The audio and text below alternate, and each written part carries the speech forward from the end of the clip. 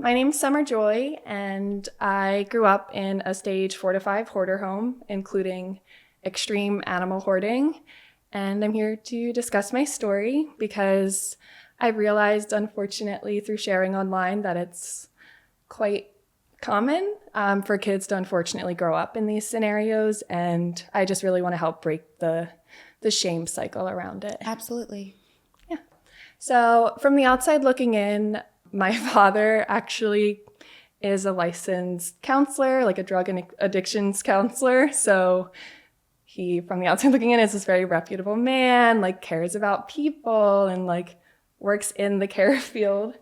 And then my mother, very kind, like overly like caring person, especially when we're out in public. But behind closed doors, my father was what I believe, he's not diagnosed, but a raging narcissist. Very controlling, and I do believe that is what contributes to the hoarding disorder in my home. A lot of people, like with hoarding disorder, like it really stems from a bunch of different things. It's a compulsive disorder, so people feel a need for whatever reason to keep a hold of things, and usually as it progresses, those things end up being like trash. And then like in my case, like tons of animals, like things you don't need. And a lot of people kind of have this naive perception, like just clean. And even like I've gotten a lot of shame as a child, even throughout my whole childhood, like, why don't you help your parents clean? Like they need your help. Like this, that, and the third, Yeah. but it wasn't our responsibility. But also people don't realize that cleaning up for a hoarder is very similar to if you were to like go up to an alcoholic and dump out all of their alcohol. If they're not ready to get clean, the cycle is just going to keep continuing. So it's the same with hoarding. Like there were periods of my life where the house would get really clean and then it would just immediately like go down. And that's something like I definitely learned growing up, was like to not hold out hope. Like things would get better for like tiny periods and then it would get worse. And from my perspective, like I never saw my parents ever recognize it, ever like get any like help for it, which I mentioned my dad's a therapist, like he went to school for all of that. Yeah. Like you would think that he... So it's never been discussed? Not like within the family, not until like I spoke up way later in life. And like it's interesting because like that is definitely like a part of a lot of toxic family cycles, is like you just know not to discuss things. Like once they're done with, they're done with. Like it's kind of that very black and white thinking, like, hey, it's done with, like we can't talk about it anymore. Like they feel like you're extremely guilting them. And like, not that I like giving my parents grace, honestly, because they don't give me much, but from the perspective of like them being hoarders, it's a very like shame, guilt-ridden like disorder. So it is hard for them to face it. But then obviously from the child's perspective, there's no excuse when you're like causing harm to your children. And that like they were confronted in many ways, like in stages throughout my life. And like because it was so traumatic, there is like, you know, bits where I don't remember much. I really only remember the super like traumatic points.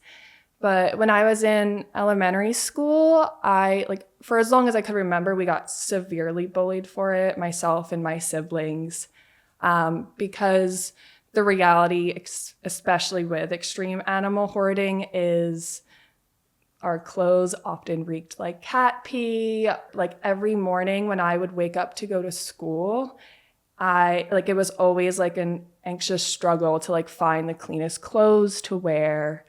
And we never really had a working washer, not consistently. So you would often try to like hoard your own like clean clothes in your room to like keep them away from the animals. But it really never worked. Like we thought it did, like when we tried our best, but the smell like really is something you can't escape when you live in a home like that. So like in the mornings, I'd struggle to find clean clothes. And then because my parents hoarded so many animals in the home, at times like 15 plus dogs who would have litters of puppies. Like there was never a fixed animal in my home. Like my parents never fixed their animals. So 10 plus dogs, 20 plus cats, a bunch of other random like things throughout my life. And none of them were ever housebroken. So like you can imagine like that many animals in a home overnight. Right. Like, and I was going to ask you, with that many animals, were they, I mean, I guess you basically just answered it, but was there any type of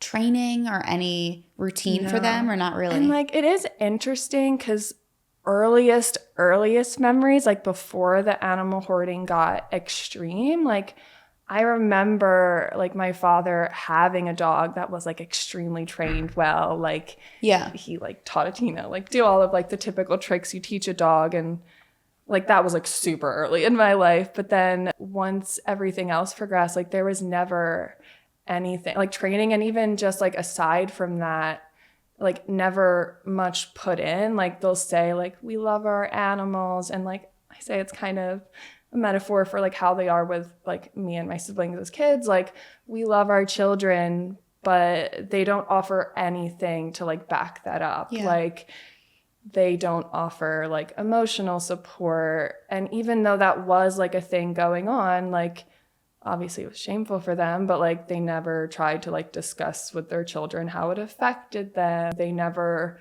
really, like from my perspective, like I never really saw them try to like get better. And oftentimes like the blame was like put onto myself and my siblings in like various different ways, which feeds back into like what I believe is like my father's narcissism. He really cannot like take accountability for it, and that comes with hoarding in general. But even as far as like anytime you try to confront him, you know it's not a safe space to do so, because it always will get flipped back onto you.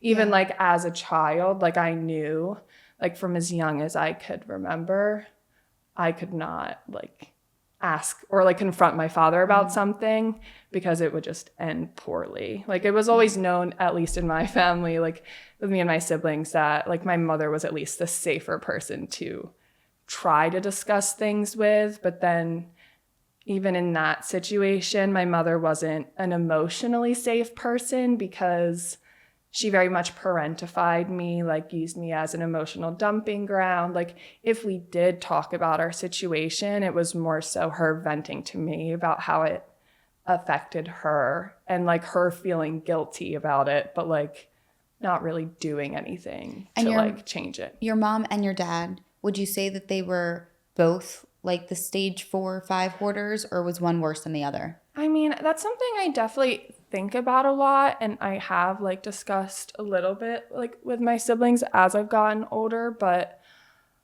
I believe it was mostly my father, because he definitely, like when I think back, like he was the one who would experience anger, like when we would throw things out, which kind of like feeds back into like the alcoholic metaphor. Like if you were to dump out an alcoholic's like liquor, they would get pissed off. Right. And that was like the same with us. And I would say more so it was my father that had like the anger part of it. So like I feel like he was the one like controlling the hoarding. And then my mom really kind of was like in a domestic violence relationship with my father as well. So there was definitely a lot of like other dynamics in that situation, but she very much enabled him. Okay. But then when I think back to like the state of the home, like my mother definitely tried to keep things clean, like as she could manage them. And like she would have little areas of the home that were like super organized. So I feel like I like say, like, I don't know, like if she wasn't with my father, I don't know if like the hoarding would be part of her story. Okay. From like my perspective, but honestly, who knows? And it is really kind of like a disorder that like, I don't like want to say it's like, what's the word? When like other people, contagious, like it's not really like that, but it is like common that like if you are around a hoarder, especially for long periods of time, like that can really like rub off on alter you and like rub off on you. And definitely, especially with kids in these scenarios, they struggle to break the cycle. Yeah, and you're not taught that's like with anything. As a child, if you're not taught something you don't know, Yeah. that is your normal. Yeah. And I think even though you experienced, bullying and people maybe making fun of you guys because of the smell or the hygiene or whatever, you can know that aspect of things might feel embarrassing in that moment, but you're still going home to it and your parents aren't really changing anything. So it's like, I feel like it's very confusing for a child to understand. In a way, like I was different from my siblings in that I was very academically driven, which I've learned is maybe odd for someone in my scenario, but that was definitely like what I did to cope, like hyperfixate. Like I definitely always knew, even if I didn't know the extreme as young as I was, like to what I was dealing with, I always had this idea that like I need to go to school. That is my way out of here. Like I very much put like a high stake on like getting good grades because I knew that like that is how I would survive. Yeah. And it sucked because school became like not a safe space for me because no matter what, because we did grow up in a very like small town and we were in the same town for like all of my schooling life pretty much, like you couldn't escape it. Like once that was like your reputation, that was the reputation that followed us from elementary school to the end. And in a lot of ways, like really rid of like me and especially like I would say my siblings of any access to knowing what normalcy was. And in a way, the bullying pushed us more into like the toxic family system. It's like, these people are unsafe, even though like, yes, they are kind of highlighting and pointing out like these things that maybe like our parents need to pay attention to.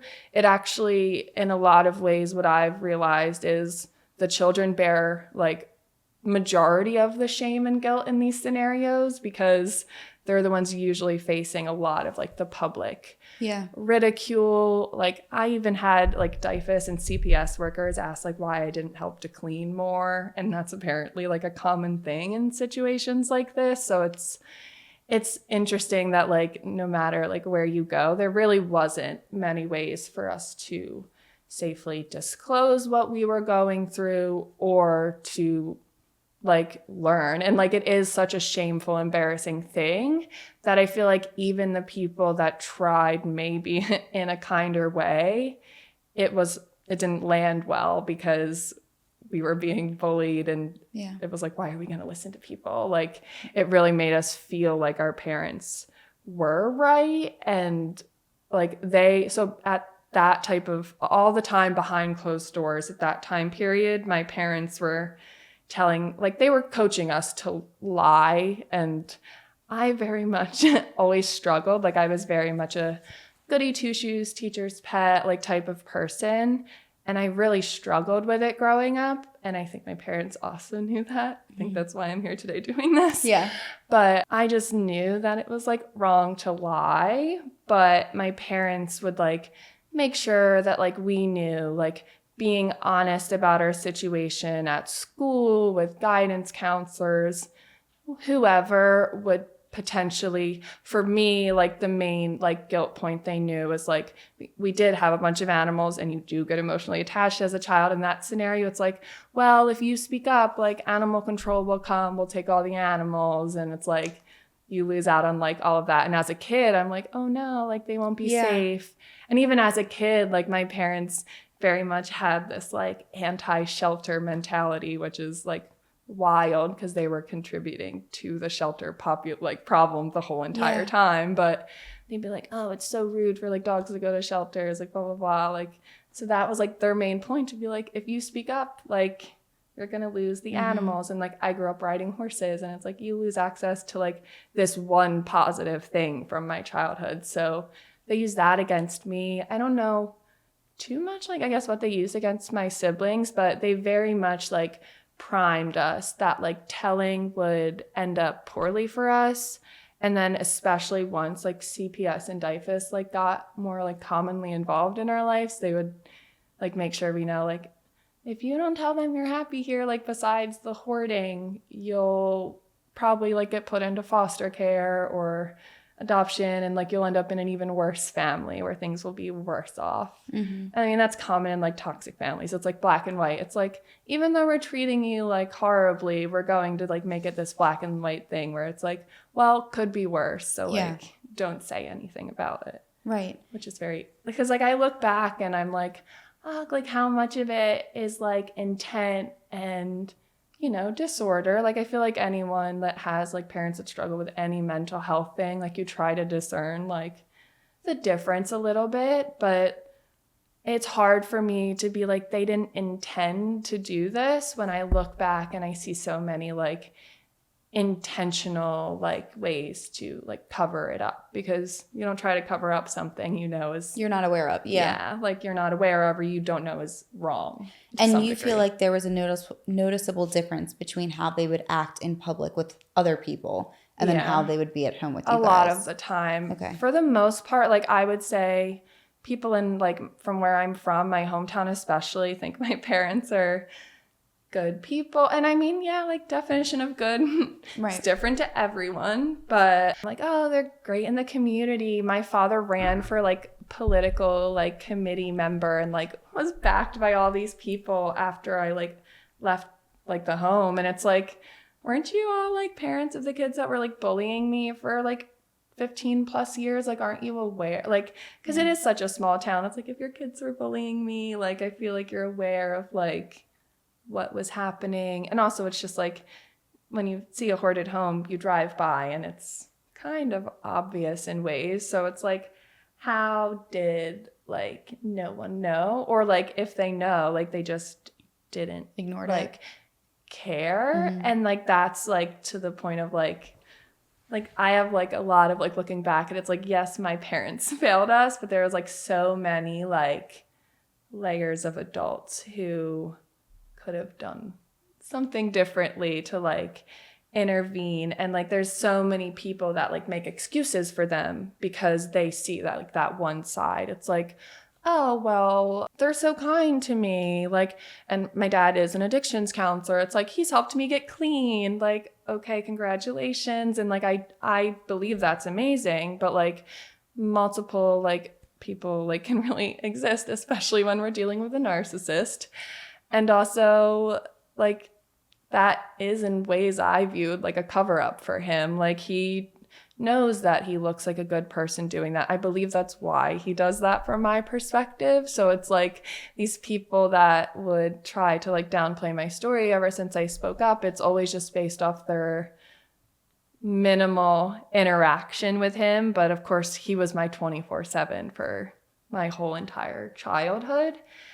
And I would say like anyone who's dealt with him for a long time has like seen the mask slip per se. Like he's a quick to anger person. He's quick to throw insults if he feels like he's, you know, being like attacked, talked to like in any type of negative way. Like he will throw back. And like that's even as young as I can remember as a kid. Like he didn't spare his children from that. And like, so he was willing to do that with any and everyone, and people over time definitely would learn. But that was also something I experienced, was like losing friends and relationships, which I already had very minimal of, because my father would do like bad business with people, with like the puppies, because he was like doing fraudulent sales. He was always like lying, saying they were registered, but like my father would go to like Amish County, Pennsylvania, where there's a lot of puppy mills, would buy like whole litters of puppies for like $200 something, whatever it was back then, and then would flip them for more money, register them. So they were breeding, or were they breeding or just selling the puppies? They were breeding, but then at times where like I guess he wasn't producing as much as he wanted to, and people were coming to him for puppies, he would then go and like buy a whole litter. Okay. And then they usually weren't registered AKC, so then my dad would fraudulently register them under dogs he did have, but that didn't have litters. Okay. And then like AKC has like a 1 litter a year rule, so like he would always do stuff to like skate around that, and like just like wild things like that. But like people over the years definitely have like called him out and like said things, but like no one's ever really like gone as far as to like I don't know. Report him. Yeah. Okay. And I mean, maybe he had, like, animal control was also, like, a common thing throughout my life. Like, we would know, like, I don't know. Sometimes it felt like my father would know because he'd be like, hey, animal control is coming. Like, make sure all the animals are hidden. Like, we would be instructed to, like, make sure all the dogs were in the house so they didn't get in trouble and XYZ. So it's just, like, interesting because I feel like who he is so obvious, but ever since I came forward, like, a lot of people in my hometown have defended him. And I truthfully thought that was where I'd get, like, the most support because people have seen him. Right. Or like they would operate for feel, the you would think they would longest. feel for the children. Yeah, they don't. And how many children are there in the family? I'm the youngest, Okay. and I have 2 older siblings, Okay. one by 5 years and then one by, like, only 14 months. Okay. And, like, growing up in that home, like, we were close in a lot of ways. Mm-hmm. But yeah, like, everyone saw, like, I would say honestly, like, I got the least bullied, but only because I feel like as a girl, I had way more access to, like, seeing other, like, girls, like, doing stuff, like, personal hygiene stuff that I didn't know about at home. Like, it was easier for me to, like, be taught that stuff and probably less shame than, like, my siblings, like, having to, like, learn that. Like, they never, I don't think, ever got anyone to sit them down and be like, this is how you deal with proper, like, hygiene. Like, even, like, growing up, we never, like, I don't ever remember, like, getting taught to brush our teeth, anything really that you do. Like, when I got, like, my time of the month, my period, I had no help in that department. Luckily, I'd had, like, health class that did teach me, like, some stuff, but, like, I had to deal with that all on my own. Did you go to your mom about it when you got your period? No, I don't No? think I Okay. did. Like, that was also, like, it was interesting with my parents. It's like, I felt so enmeshed with them growing up. Like, and obviously, like, you do love your parents. And, like, I will say, yes, my parents are really messed up, but, like, you always have love for still your your parents. parents, Like, yeah. it's complex, but, like, I look back and I'm like, I don't really, like, understand how I felt that way growing up. I mean, it's part of, like, I think surviving in the moment, being like, I love them, like, I feel okay. But now looking back, like, I was, like, an emotional dumping ground. Like, I wouldn't ever really go to them with things, especially I feel like with my mother, she would come to me. And I knew even if I told her stuff, it would immediately turn into, like, stuff about her, which obviously, like, as a child, I was like, okay, this is going nowhere. Like, it was just never a safe space to, like, speak up either. And, like, I would say, like, my mom would be like, oh, like, don't tell your dad. Like, we always kind of knew my father was, like, quick to trigger. So, like, all the time she would tell me, like, don't tell your dad this, don't tell your dad that.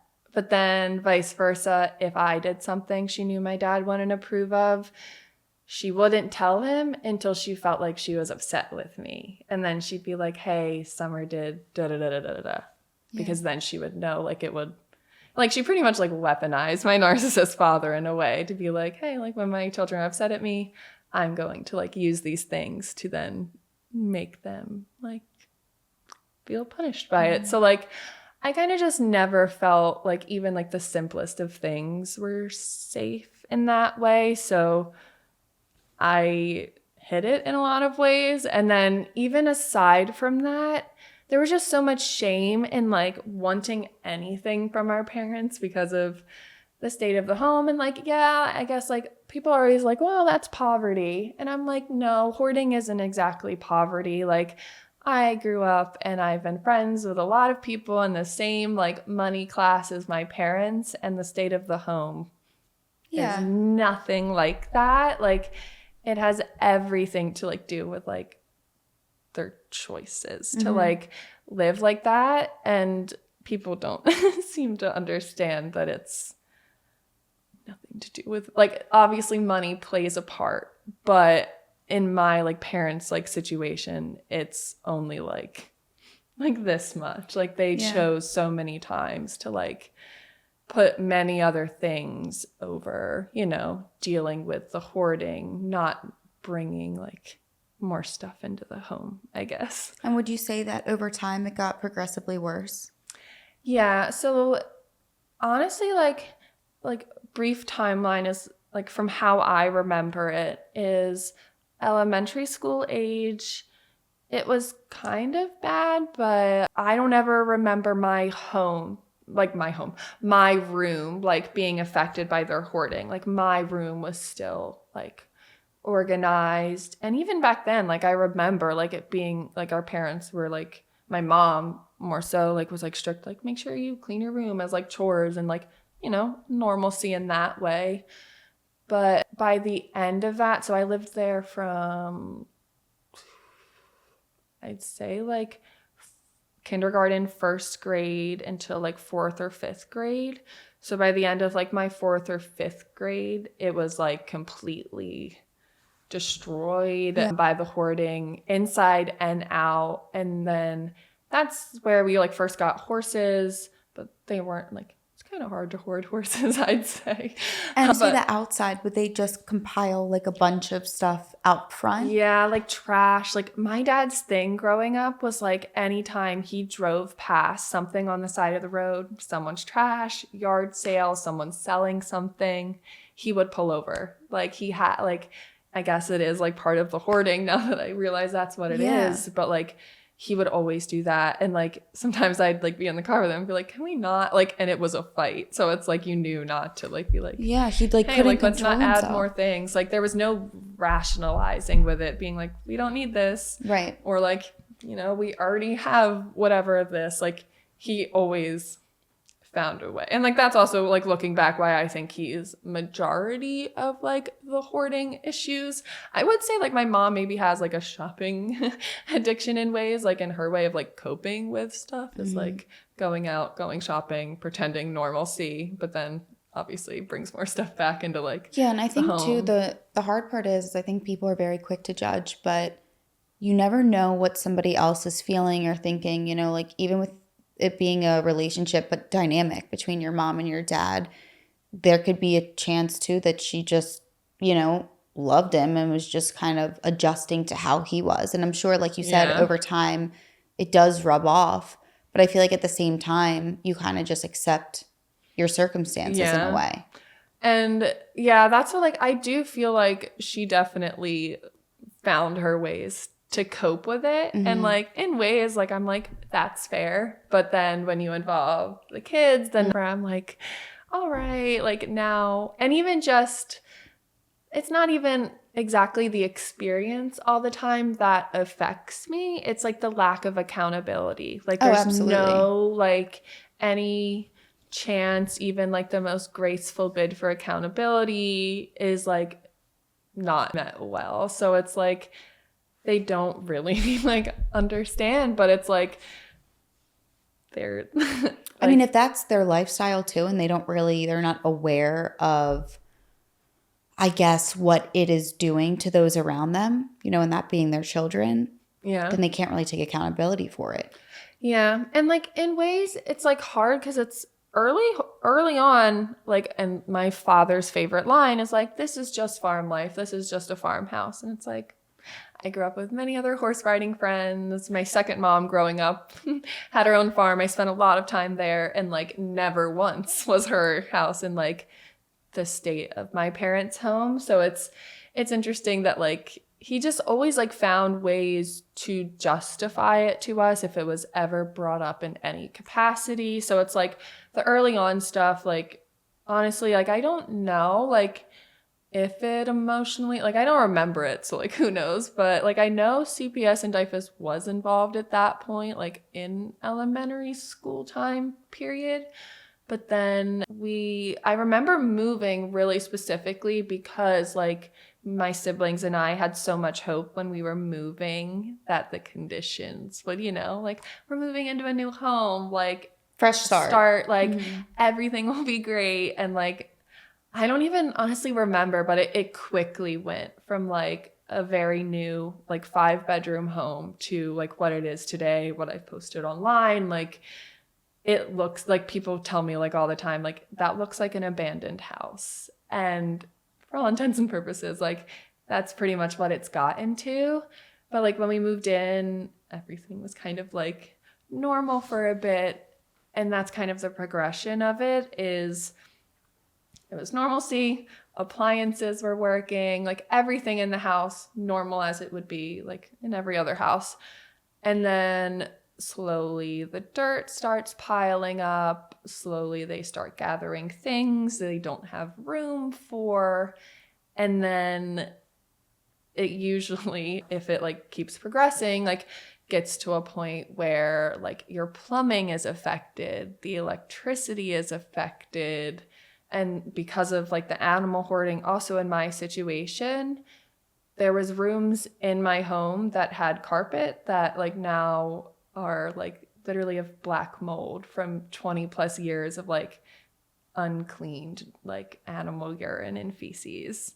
And like truthfully, like growing up, like that was just like my normal. I subscribed to it like until I left. And now it's like one of those things looking back that is like the biggest thing that affects me, is like realizing like how much I dealt like with in like terms of the environment by the end of it all. And like, and also it's like, it's still how my parents live, and they still like can't see it. Like it's right in front of them. It's really but like sad.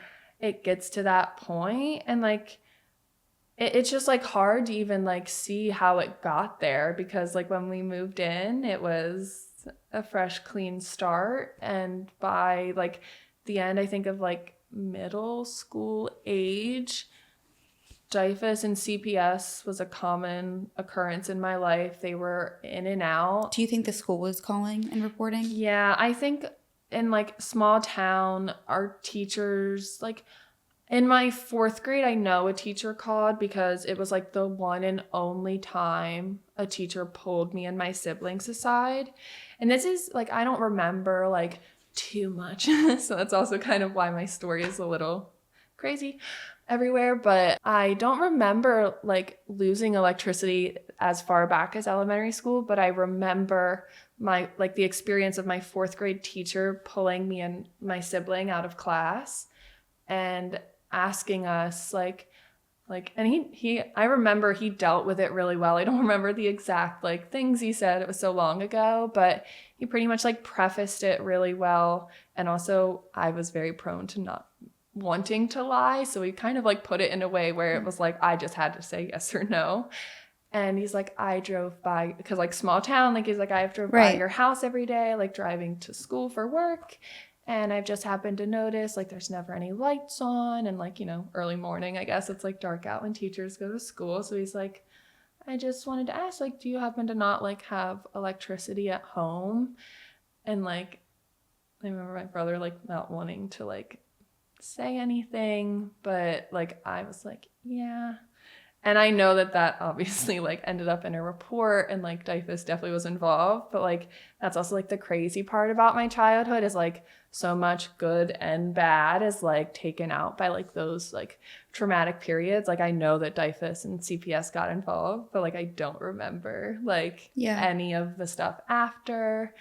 And then from then on, like I know in middle school, like they had to have been calling a lot, because at that point, like it was very normal for us to go into school with unclean clothes, and like this is disgusting, but like I know I would not shower or be able to shower for like weeks on end. And like as a girl with really thick hair, that was very hard for me as a child. But also I know my siblings, it might have even been worse in their case. Like, so there was obviously like thinking back, I'm like, I can understand why kids bullied us in a way, because I understand the natural instinct that it's like, this is really weird. I really can't understand why a kid would come to school like this. Like no child has the knowledge to be like, the kid isn't choosing to do this. Like it's stuff at home, etc. Like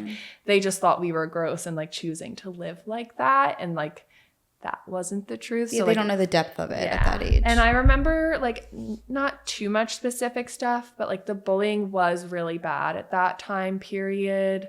Me and my siblings like were like people would just like call us like dirty, like talk about like how we stank like cat pee, like all of the time. Like it was kind of commonplace. And honestly, like I'll be honest, out of like my siblings and I think I was affected the least by it. Like I definitely had a way of like, because I was so focused on getting out of there with school, I'm like, this isn't going to be my life all of the time. Like I know that I'll choose differently. Like when I'm out of this, like they won't know me then, like, you know, like I really did try to like focus forward. But I like looking back, like what actually affects me more, like, oh wow, I always get upset about this stuff with my siblings. Take your time. I just get like so upset, like how like hard my parents failed them because of like witnessing like how much the bullying affected them at the time, and like all the stuff they had to like go through. Like I feel like it was worse for them. Like in general, like being a child of hoarders, like the main thing like everyone I've ever like met says is like it's very isolating. Like you have no friends, XYZ, but like I definitely was able to like find something outside of it that like gave me like a reference to normal, and like my brothers didn't. And like I don't know, that hurts me a lot because just like now as an adult looking back, it's like I would never treat my children that way. Like they like now looking back, because I also was parentified to them even though I was the youngest, like I feel bad. I wish I did more in this situation, even though it's like how much can you what do? could I have done? And like especially like in the middle school time period, like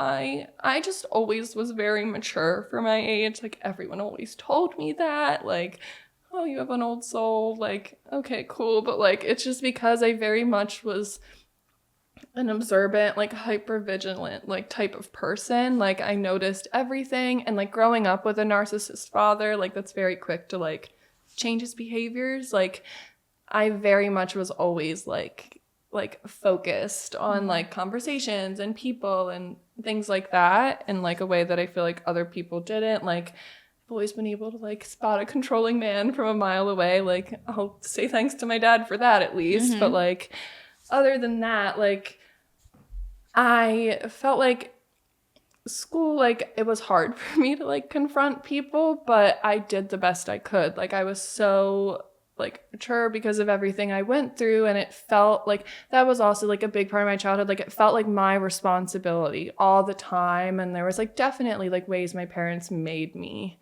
like fill that role, like kind of like prep me to be that way. So it's like when my siblings were getting bullied, I was the one going to like the principal's office and being like, please do something. Like it was this, that, and the third person. Like it wasn't my parents doing that. Like it was me. Like I didn't want that. And like, honestly, like even looking back, like I hated it, but like, I don't think like I ever went to like go and be like, this is for me. Like, I don't want to be bullied anymore. Like it was always out of like concern for my siblings.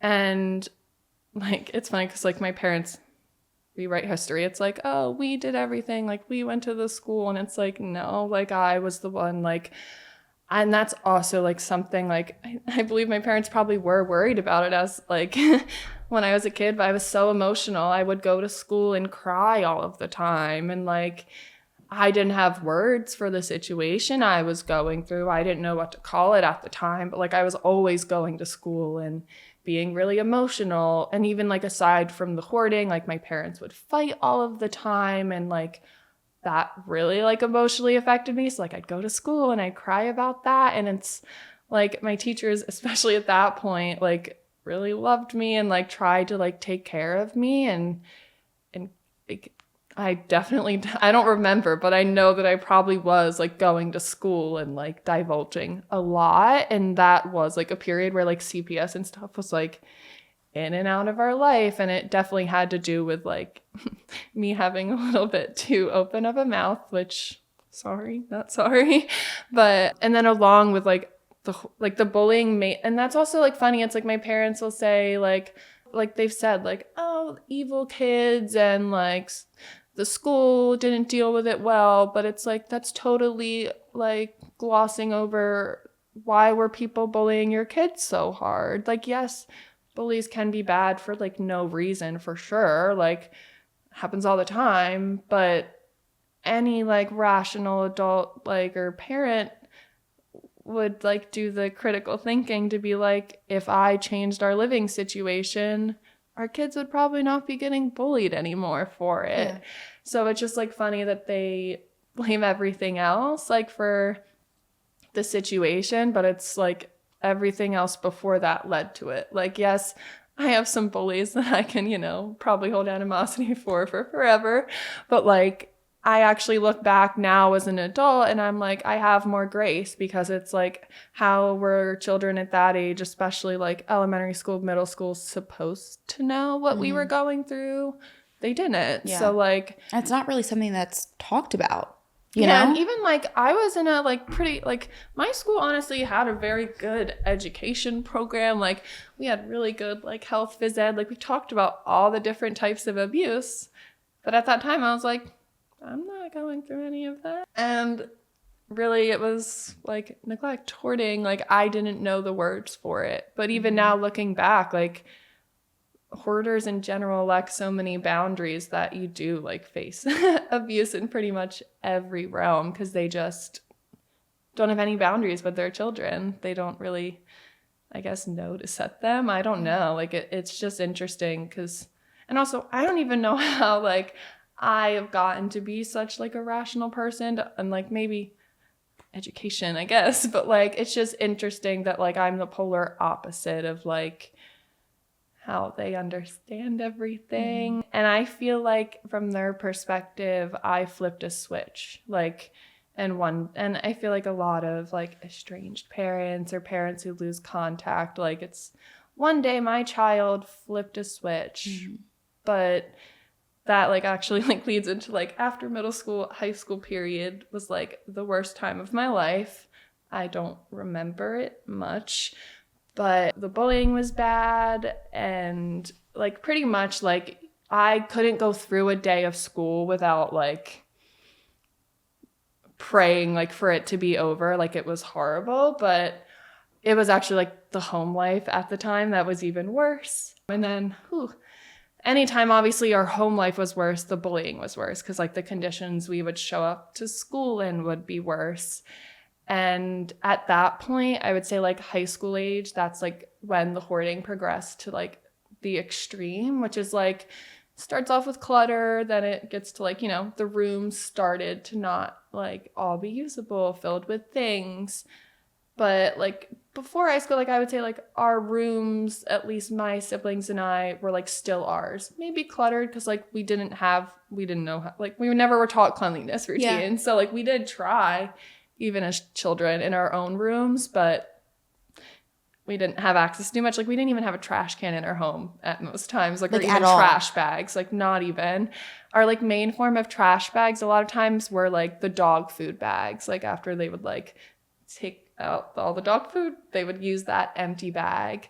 And this is actually something super gross, but by that point, I believe this is like I now look back and I'm like, wow, like I just like, I mean, it was gross to me in general, but I now look back and I'm like, wow, that's like an extreme level of hoarding. By that point with the animals, even when we like would have dog food like easily available, we had this like Rubbermaid like trash can in our house. That's the only trash can we would have, not for trash. And my father would like make us like whenever we would clean out like the fridge, freezer and like get rid of like old food, he'd make us dump it in there and that is what we would feed to the dogs. Wow. Yeah. And like even like there were, and I'm sure that made them sick. Honestly, looking back, because like I ended up working as a vet tech way later in life and like obviously like you learn and I'm like all of these things dogs are, and like I'm so anal like with my own dogs and stuff nowadays that I'm like, how did our like, and honestly like yeah, I also like dealt with like a lot of animal death like in animal hoarding. It's just commonplace. Like there's so many animals but it's actually just insane to me that like animals weren't like, I guess. But I guess it also is like an adjustment thing because I know my dog would shit herself. Yeah. You know, like, so like, I'm like, if I was giving her stuff like that, I mean, because like you know how it is with, you know, even changing their food and introducing new things. So it's like. My dog ate like 3 Twizzlers one day and I had to like pay to like take her to the vet and it was like thousands of dollars. Like, you know, so it's like, meanwhile, like I do look back and like, I'm like, how? Like, I don't know. But I do believe I call it like the sludge bin. So that's probably what I refer to it. But like that like started, I do believe, out of necessity because in a way, not. I was going to say, it kind of makes me think of like a way to prevent wasting. Yeah. And I do believe at that point, like we did have like periods of like starvation, like that is like my parents were bad with money, but even looking back, like my father made good money at times. It's like, I also think that was like part of the hoarding is like constantly like being impulsive and spending money where it didn't need to be spent. And so was the starvation happening because they didn't have money to get like they wouldn't like there would be times where like we wouldn't have food. My mom would be like, eat leftovers. The leftovers in the fridge would be like, you know, old moldy leftovers. And this is something I should say is by this point with the hoarding, and this is like commonplace once you get to like there's like 5 stages I think commonly referred to. Stage like 1 and 2 is like clutter. You're starting to like kind of like hoard items and it's obviously like affecting your life. Then like 3 and 4 is where it starts like taking over rooms, like really like affecting the household. And then like especially when animal hoarding is involved, that's like where it starts like really getting dirty. And then like 4 and 5 is like you lose like utilities, etc. And then the worst thing of all is bugs and rodents. And that is like the biggest trauma from my childhood is cockroaches. And they were everywhere by that point. So it's also like the food we did have access to, even when we were starving, was not exactly like, yum, I want to eat that. Yeah. So it was also like a thing of like, hey, like you're starving, but your only options are that. And honestly, that's definitely one of like the biggest things that has affected me like long term mentally. Like I didn't realize it at the time, but like still to this day I like struggle with eating. Like I have OCD and one of like my intrusive thoughts is like having bugs in my food even when I'm like clearly I don't live in that house anymore. It's very not likely, but it sticks with you. It's yeah, like it's very like, and I wouldn't have realized it at the time obviously because it is your life, but like all of those like instances like gradually turned into like little mini like trauma triggers. And like that was definitely like the biggest one is like we were starving, but all we had was, you know, food with stale, bugs. rotten food, whatever it was. Like I know probably like I don't remember too vividly, but there was probably a point where I tried to eat dog food. I was like, this is the only thing. Let me crunch on this. But like it was mostly like once we got to that point, like our parents wouldn't have money to like, they'd be like, oh, we have to wait till next paycheck. But then I also like remember at that point, it's like they'd have no money, but then they'd have money for other things. It's like just like the priorities were never like looking back, like especially now as an adult, it's like that's where like a lot of the things changed, like and the perspectives changed because I'm like as an adult, I don't get it. Like when you guys weren't eating, were they not eating as well or they were still? This is definitely like a weird trauma with like me and my siblings. My parents wouldn't have food at home and still to this, like they eat out all of the time. Like they constantly go to diners. They constantly like get takeout food. And like also that definitely comes with like when you get to late stage hoarding, appliances sometimes stop working, like the ovens, microwaves are filled with cockroaches. Like it's a very not fun state. So like that's also probably why. But a lot of like my childhood, my parents would like wake us up for breakfast. And if you didn't like get up to like go with them, you didn't eat. And like I would always on it, like I was very much like an early bird as a kid. And I would say like growing up, I was definitely the more enmeshed one with my parents, like, and in ways like looking back, I think I knew like how to stay safe with my father was to really just like play into what he wanted and like because he was a narcissist, like he really loved like, oh, you get good grades and like the horse riding stuff, like all of that really like stemmed from like his need to have like a perfect child to like put on a pedestal. But like he never really like they just didn't understand, but like they like it's hard to be like you didn't understand, but at the same time you were like placing like building blocks like to like alienate like us as siblings against each other. Like I don't know if it was purposeful, but like it stemmed from like things like that where it's like I did get good grades and thrived in that capacity, like even though like we were living like literal hell at home, but like my siblings rightfully struggled, but my parents pretty much also bullied them at home for that, like called them names, things like that. And that was like another thing. Like they would wake us up in the morning and they'd be like, oh, your brothers are like lazy. They don't want to like get up and go. Like you're the only one. And like I would even like be at breakfast and be like, shouldn't we bring them back food? Because like even back then I was like, well, like they're not going to have food to eat. Like they'll be upset. But like they did it. And like little things like that, I think back and I'm just like, even if like, I don't know, like it's just like as a parent, even aside from like the hoarding, like how could you not be like at the very least, let me bring my children back like a clean, safe it's a meal, like basic especially need. if I'm doing that. And then it's like funny because it's like you're doing that, I guess, because there's no groceries at home, but also you're spending a lot of money eating out all of the time. And like as kids, like we definitely picked up on that kind of stuff, but we also then knew it was not to be discussed. Like it was not to be brought up, and if it was, it would be a fight that you wouldn't really like there was not really winning fights back then, especially like with my father. He would just purposefully try to like make you feel guilty, make you feel bad.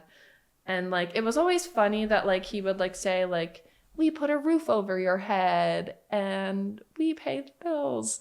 Because I definitely got to a point in my later sassy teenage years where I was like, what do you mean? Like, hello? How long did you guys go without electricity and plumbing? Honestly, it's hard for me to remember the exact time periods. And it's like, I know it happened when I was younger, but I don't super remember that clearly. But then in high school, actually, the longest periods were my junior and senior year. And I honestly don't remember that time much. I have like photos from that time, like living in the home, and it's probably like one of the worst states it's been in, except for like current day, my parents living there. But at that time, like it was off for a while. And like it had been on and off before that. But the reason it got shut off for a long time is actually something crazy, which like some people are like, wow, he loves his kids and he did that. But like looking back, I'm like, no, that's crazy. My father around that time period, like because he couldn't pay his bills or who knows, maybe he just didn't want to pay them. I don't know. He would go to abandoned houses and steal the electric meter off of it. And then because we lived off like a lane, whenever people would come to read the electric meter, which is, I guess, like I've learned, like how, they come up with your bill, he would switch the abandoned meter on, and then like our electric bill was like lower. And he had like done that, I guess, for a long time. And also, I guess, like he was smart enough to do that. So like around my 10th, 11th grade year, he was stealing the electric meters off of houses, putting them on the house, and I guess like that would make the bill cheaper. But eventually I assume the electric company caught on. And from what I remember, like he got arrested, I think, and like was put in jail for that. And pretty sure that's a felony. I don't know. Don't quote me on that. But he did get arrested for that. And then after that, because of that, they stopped servicing electric to our house completely. And honestly, looking back, I don't think that was technically ethical of them. Like still, my parents did really messed up things, obviously. But it was like the dead of winter from what I remember. Like I think, like if I can remember well, like it was probably like around like January, December-ish time frame, maybe a bit before. So like it was cold, like freezing cold at night, and we obviously now lived in a house, like a 5-bedroom house with no heat, no AC, like anything, like throughout like the time with no electricity. And that was honestly the worst period of my life. At some point, like I know like DIFUS or CPS got involved, and that was when I was finally removed from the home. I don't know like technically what it would be considered, but I was like ordered to live outside of the home while my parents like cleaned up the house. And how old were you? I was 16 or 17. Like, I know it sucked because I'm the youngest and I was just under like 18, so like 16 or 17. So I had to be removed, but my siblings were allowed to stay in the home as long as, because they were consenting adults at that point. And they decided to stay? Yeah, it was definitely part of the enmesh. And I mean, also at that point, like, it's also kind of like part of like narcissism control. Like, we weren't allowed to have jobs. It's not like we were able to like get ways to get out. And like, that's also why it's like, I definitely had the best feeling because I got out for education. But yeah, like at the time, like I was the youngest, so I was the only one ordered to live outside of the home. And that is also like kind of one of the periods of like bad mental health for me, because it definitely like, even though there was like levels of awareness of what was going on with my life, that really like made it obvious that I was very isolated from the life that I lived. Like, I really barely had friends growing up, like never had sleepovers, like never really did anything quite normal because we couldn't have guests over to our house. And at that point I realized like that was like my life, because I needed somewhere to stay or else I would get placed into a local foster home. And obviously, like, I didn't want that. So I was like, who can I call? Like, I really had little to no one at the time. And I was dating someone at the time. And he was cheating on me. And I was aware of that. But I was about to break up with him. But then that happened in my life. And I went and stayed with him. And honestly, like, don't remember that too much, but I ended up staying with him for, I think it was like the rest of my junior year, I think, if I can remember very clearly.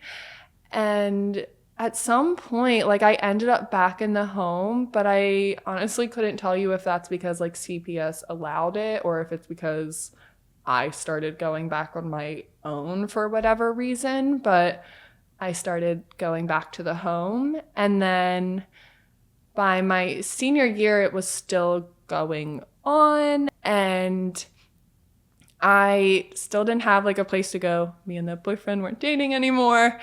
And my one sibling had found like a place to go that he had been staying at. My older sibling, like my eldest sibling, I don't think he was at the home, because I remember this period being very isolating. Like, it was just me and my parents, and like, yeah, it's a 5-bedroom house, but it was very creepy, like literally abandoned, like, because it was like no electricity, no running water, all of that. And I was going through it alone, even though like, yeah, like it's like me and my siblings really did like rely on each other in a lot of ways. So at that point, I was very isolated. And because of like not having electricity, and I don't honestly remember at the point because it happened during cold and warm months. But in order to have access to like either an AC or heat, my parents would use like a generator and would just like plug it into like something in their window so that like singular room would be taken care of. Mind you, looking back, kind of funny, they always chose their room and never chose their kids' room for that. In that situation, like, roles reversed. I would not be making that choice. So at that point, and it wasn't even like they ordered me to sleep in their room. They just did that in their room. And it's like, hey, if you want to come sleep in here on the floor or sofa, like at different points, it was different like things, like, feel free. So at that point, also with the animal hoarding being as bad as it was, along with like cockroaches being a normal bug thing, with the animal hoarding, fleas were everywhere all of the time. And like it's pretty bad when like they're to the point of biting humans, because they don't usually like mess with like humans. Like even if you've had like a dog with fleas, like minimally, like yeah, it's like a struggle to deal with, but you don't usually notice it yourself much, I'd say, like unless it gets bad. And because my parents had so many animals, and also they just never really honestly cared for them medically in any way, in my opinion. Like besides basics, like they had to like give them a rabies like vaccination so they wouldn't get in trouble with like the township, and that's literally all they would do. So it's the fleas at that time were horrible. So I remember, and it's one of my OCD things now, like I still struggle to sleep at night because I can just like sensory imagine it, like it was just a trauma that always happened at nighttime. And the fleas would be like biting your legs and like jump, like you could just feel them because there were so many of them. And I couldn't sleep. And especially like when I guess it was like super cold and I had to sleep in my room, they were even worse. And pretty much at that period, it was like a constant daily, like go to school, come home. That was my like torture pretty much. And mind you, like junior year is when you're taking your LSATs, when you're applying. And I did all of that stuff, but I literally do not remember. Like I cannot recollect any of that because it was like during this, like, and it's funny. It's like I remember a lot of the trauma, but any of like the normal stuff that happened at school at that time, it's not in the brain. And so it's like I was going through all of that. And mind you, I got good grades all throughout high school. Like I rarely got below a C. And now even looking back, I used to hate on myself for C's. And I'm like, I got C's living in like the conditions I lived in. Like, no, thank you. Like, no more hate for Little Summer. Like, the C is fine. And because of like all of that, like I literally would, like I had a lot of pressure. Like on myself, like because of like wanting to get out of there. But then also like my parents definitely put a lot of like pressure on me to fulfill that perfect role. And I do think looking back, that had a lot to do with like, we look like good parents and maybe look like this isn't happening if like you're looking good like to doing the public. But we didn't have electricity, so like I would sit by candlelight and do my homework. Like, and we would have like computer related things. I would stay after and I would like work at the computer lab at school to do that. And then a canon thing my father would always forget to do is come pick us up if we were staying after school. So like I would stay after school to do that all the time, and then I would have to walk home because he would forget to come and get me. And that was also like something I forgot to mention is like along with the electricity and like all the other utilities, like our phones would constantly be shut off. And that was like a big anxiety point for myself, my siblings, even like things I remember like with my mom, like we'd be out and about and they like wouldn't have paid the bill, and then like your phone would be shut off. And it's like I'm literally stranded somewhere and I can't call anyone or use my phone. And throughout school especially, like I'd be like, oh, I need to call someone to pick me up, or I'm sick at like whatever it was, I would like go to call my parents even in emergency situations, and I'm like, oh, I'm like stranded. And like that definitely causes like a lot of like turmoil long term. But like at that point, like that was so common. And so like I would always stay after school, have to walk home, and then be doing my homework by candlelight. I don't know, crazy. Would never be me. Like it's funny, it's like it would never be me now. I don't have that motivation anymore because I don't have, you know, the trauma and stuff behind it. And I think like you said, you knew too, it was like you kept looking ahead of like, all right, but that was like pretty much my way of coping. And I do think like it was like extremely forward thinking, but it is like it's probably why I'm so hypervigilant and anxious now, and all these things I deal with and that are issues for me. But also it's like, I talk about this in therapy all the time, but it's like, you know, there's like each side of it. It's like I'm also grateful because like I have to look back and be like, that's what like Little Summer needed to like get through everything, like survive it all. Like it was not easy for sure. And like, I really can't look back and remember it. So it's like, good on her. Like I did what I had to do back then to get through it all. And it is crazy. But at that like time, like the electric being off, like I was even like going to like school dances and stuff. And that's like what I have the picture from. I'll show you. These are like what I've posted online that like have gotten a lot of traction. But this is from 2010. So this was probably like a little bit before what I'm talking about now. But it was my like sophomore year homecoming, I think. And that's like the living room in my parents' house. And yeah, you can just like see all of like the trash. Like the marks in the carpet are like, you know, animal like things they never cleaned up. Right. And like that bird in the back, like I now look back, like she was so like, along with everything else, like neglected. She actually like passed away when I was in college because part of like the animal hoarding, like my parents didn't manage the animals and one of the dogs killed the bird. And that was like a common thing like throughout my childhood with so many animals, like they would accidentally kill each other. And it was just very traumatic. Yeah. And like looking back, it's just interesting because at that time you're like, this is normal. This is my normal. I accept it. Like it is what it is. But and it's not like you can control your parents. Yeah. And then this is from my junior year homecoming the next year. So like from what I'm talking about, I'm pretty, if I'm right on the timeline, I do believe that's like a no electricity in the house. You know what's so crazy though? Like it almost looks fake because like you're just everyone like says that to me. They're like, you photoshopped this. This is no, AI. like I'm in the sense of like you're just this like glow in the center, and it's just like it's crazy though. Yeah, I think it's honestly, it's probably like people always say, I'm like, it's probably just because of the weird lighting because I'm sure all we had was a like, generator. It's like I say it in like a way though that it's like it's almost interesting of like how you're just like this light out of like everything that was going wrong. I've always said like my parents did a lot of things wrong, but like my name is not one of them. Like Summerjoy, like I remember also even like growing up, like I always say I was so very forward thinking, and it's because I kind of like made my name like it does look abandoned. I was like I need to be like, you know, joyful and whatever all of the time. A little cat in the back. Yeah, it is. So the ears. I'm glad honestly, not many people have noticed that, I think, even though I posted it a lot. But, I know. I do. And also a lot of people have like noticed in the background of the photo, like the peeling wallpaper, there was a fire in my house at one point that my parents never repaired. The like soot is all over like the house. It literally looks like an abandoned house. Yeah.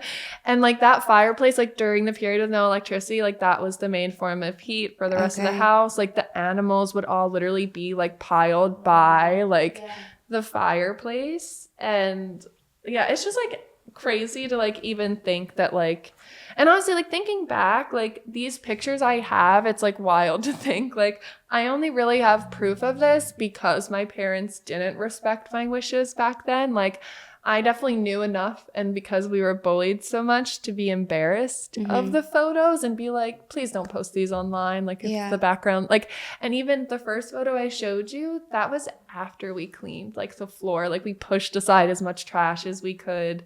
Like me and like, I only had like my one close friend like all throughout school that like, and she was fine coming over to my house. Like to anyone listening, if you've ever been a friend to a child like me, like you're a blessing, because like that's a lot of what I'm sure you didn't feel as judged, saved my life. Like she came over, always treated me like I was normal, and like the stuff I showed you, like she's the one who did my hair and makeup for homecoming. Like my mom didn't do that. Like she did all of that for me. And it's just like interesting because people are like, oh, that's like crazy. And I'm like, it's not. Like even those pictures are not the worst of it, because it's, even my parents did try to make it a little better. But then like that's even like what I think like shows like the dissonance for them. Like they really don't get it. Like it's such a thick layer of delusion, I guess. Like I don't really know like how else to put it, but I do think it's common with hoarding disorder. Like the shame and guilt of it, like just in general, like by nature, makes it hard to face. And then like when you get so deep in it, it gets harder. But like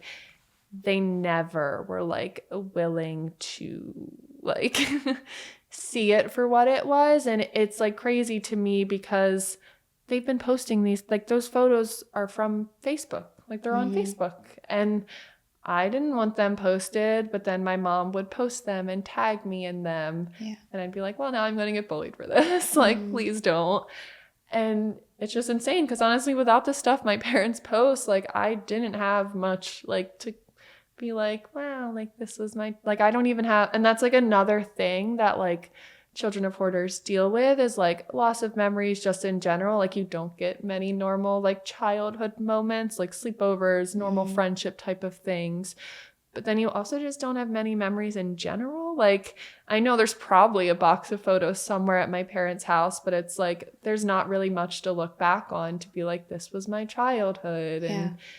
And probably part of that comes with the nature of not really wanting to take photos of like the conditions we lived in. But at that point, it's like interesting. Like my parents, even still to this day, freely like post it online. Like they don't seem to see behind it. Like they think it's like they really can't like see it. And it's like interesting because like people like what I've been validated through a lot with like sharing my story and like those pictures is like I thought sharing them, one or two people might get it. Like I was just trauma dumping on the internet as people do and was just like using it as an outlet. Like I've always been that like outwardly emotional. I like writing, like whatever. So I was like sharing it and I didn't think it would resonate with people. And then people were like immediately noticing the background and like noticing how bad it was. And even though sometimes people would probably be like, that is like completely horrible, which is like, you know, not something you want to say, but it's like that is validating to me in this situation because I like didn't remember it being that bad in ways. Like even when I started to kind of learn, like it was hard to conceptualize it and you block out so much that it's like, wow, I feel like really validated that like other people see it like for as bad as it really was. And like even sometimes people like, they're like, you were like smelling ammonia and like all of these crazy fumes and like mold like for like however many plus years of your life. Like it's kind of insane. Like all of like the stuff that like even just health wise, like you have to put up with in those situations. But like, they pretend it's normal. So like, and speaking of health, I'm assuming you guys never did really like any doctor's appointments or that's anything. definitely like something I wanted to make sure I did was I like there was a few times, but not many. Okay. And then like something like I'll discuss like more in like the after effect is like when I finally went to like the eye doctor and the dentist and stuff, that was like a triggering point for like my trauma. Like it all like came like piling back up because it like made it so blatantly obvious like physically like how much my parents neglected me. Like it was right in front of me because of that stuff. So yeah, like they never really took us. Like there was times where like I definitely was taken to the ER. And this is also something is like me and I know my other sibling did. Like we had migraines all of the time and I still get them. But as a child, I would get them weekly. And I get like the migraines with like vision auras. So like I would lose my vision like weekly, like at school, I'd be like throwing up, like all of this stuff. And looking back, I'm like, that was probably triggered a lot by the overwhelming smell of our house, like the mold, the ammonia, like the stress of it all that like you're always just internalizing, like whatever it was. Cause yeah, now I get them, but nowhere near as bad. And it probably had a lot to do with like the conditions and like that's even just something it's like another layer of like something they won't take responsibility for or like it's just hard to see how they don't because it's like very obvious I feel like how you're harming your kids. And like I have OCD now and like one of my things is like I can't imagine having a kid and not being constantly anxious that my own kid would be sick all of the time, you know, like with the conditions that we lived in. So yeah, they never really took us. Like, yeah, there's probably a few times. And my father loves to debate me about things. So he'll be like, we took her to the doctor once. Like, okay, congrats. Congratulations. Yeah. But yeah, like rarely, it's not like we were taken on like yearly well visits. And like part of me does wonder if that's like trying to avoid scrutiny, like trying to avoid it being obvious what we went through. And like there was points where like like my dad is literally a therapist. You would think like would be like, we should probably do some therapy because of even like just stuff outside of the hoarding stuff. You would think your kid's getting so bullied, even if they don't accept it's because of them. Yeah, maybe they need more help. But I like, part of me is like, well, probably sending us to therapy would uncover other stuff. Exactly. Because it is what it did for me 20 plus whatever years later, which is interesting, but that's kind of how it usually works. I feel like I've seen like since like talking about it, like it feels like the later 20s to 30s, a lot of people who have like traumatic childhoods kind of have this like turnover where they start like kind of experiencing stuff. But so at with the picture, like that time period of my life, to like go back to that, it's something I know I'm gonna have trouble talking about, but it is fine. Because we had no electricity and like I would need to like choose like at night where to sleep, it was either like in my room freezing cold with like the fleas and like all of that stuff, or I could sleep in my parents' room.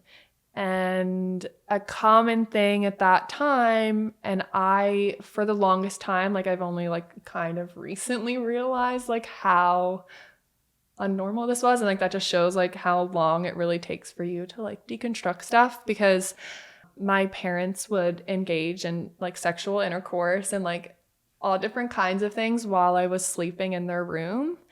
And as a child, like I would wake up to it or like whatever it was.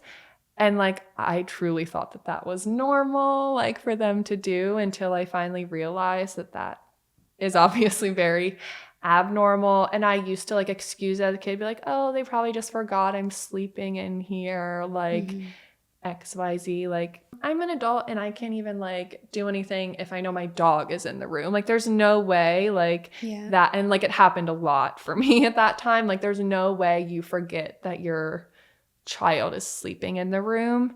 And that just like goes to show even just like the lack of boundaries. Like overall with hoarders, it's like they truly, like I don't know if they think it was okay. Like I don't know like from their perspective what it was, but like from me, like I've learned and like that's no contact, like sexual assault. Like I did not consent to like being there for that, experiencing that. Like, and also that was like my first like exposure to like sex. I did have a boyfriend before, but I was Little Miss Virgin Mary. Like I wasn't that type. So it's like that was my exposure to that part of life. And that definitely is something that like still affects me to this day. And like it's just crazy to like think that like back then, and like it just kind of like shows like in general kind of how we deal with situations like that as kids. Like even aside from that, I just laid there and felt like that was what I had to do. Like I had no choice. Like if I got up, it would make my parents uncomfortable if I got up to leave. And it's like, why at that point was my parents' like comfortability like the most important thing? And like I can assure you, like it was also the most important thing to them. You know, like we're sleeping in their room, they're having the like, you know, the only like exposure to electricity in the home with a generator. Like they only really like were concerned with themselves, obviously. And like looking back, that's definitely like something that's like solidified with me, like kind of intent and like other things. I'm like, there's just like so many choices there that like lead you to that like point. Like there's no way that that's a mistake. Like I've come to realize that like you don't choose to do that like time and time again and like think it's a mistake as a parent. And like that was like the worst time of my life, which honestly like I blocked out for so long. Like I didn't really like process that. And like it's interesting because then it's like it probably was then like not really fully like dealt with, because right after that was when I was like, you know, then like having to be out of the home with CPS and everything. So it's like I had trauma after trauma. So there was like no processing that when then I'm now having to like deal with like CPS and DIFUS and all of that involvement. And I definitely didn't even know to call it anything at that time. So I didn't think it was abuse, but definitely was. And then like going from that, like I like felt so like isolated because like I don't believe my brothers were living in the home. I don't honestly remember, but like that was obviously just in itself a very isolating experience. So like, that was like a isolating experience with like myself and like just my parents. And like my siblings and I did kind of talk about things as a kid that I guess maybe we wouldn't discuss with our parents. Like, you know, we knew like safe conversations to have with them, safe conversations to have with like siblings and vice versa. So it's interesting, but like that's obviously something I knew would not be the thing to like talk about with them. And then going on from that, like my brothers were mostly like, they honestly did like have like places to stay and stuff, and I kind of felt like it was my role and job to like take care of our parents. Like that was always kind of like something I felt was like, I need to take care of my parents, like I need to be here. And so yeah, like at that time, like it pretty much was that over and over again for my whole entire junior year, I think, like whenever I was living with them.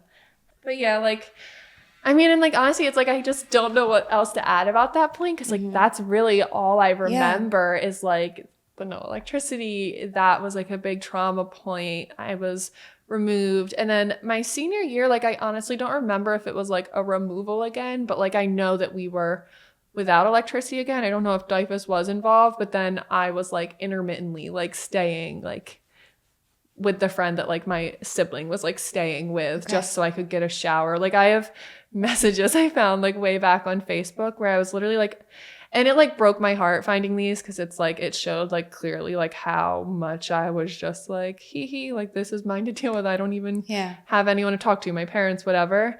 But like I was messaging my sibling at the time like, please, like can like, but also it's like you feel like a burden as a child in this situation always, like but even when people are like nice and graceful enough to be like, hey, you can come shower, or here's toiletry, like whatever it was. Cause like that is like another thing, like we didn't really have toiletries growing up, like not much, like really, even when we did get to like bathe or take care of ourselves, like we didn't really have access. So it was just like, we didn't have access to much. So when I would ask for things, like it was always prefaced, like my siblings alike, like, I don't want to feel like a burden, and like, you really don't have to. Like, I feel like a lot of kids from like similar situations, whether it's like hoarding or just neglect, it's when you do finally maybe get people willing to offer help, you're like, you really don't have to. Like, it's okay.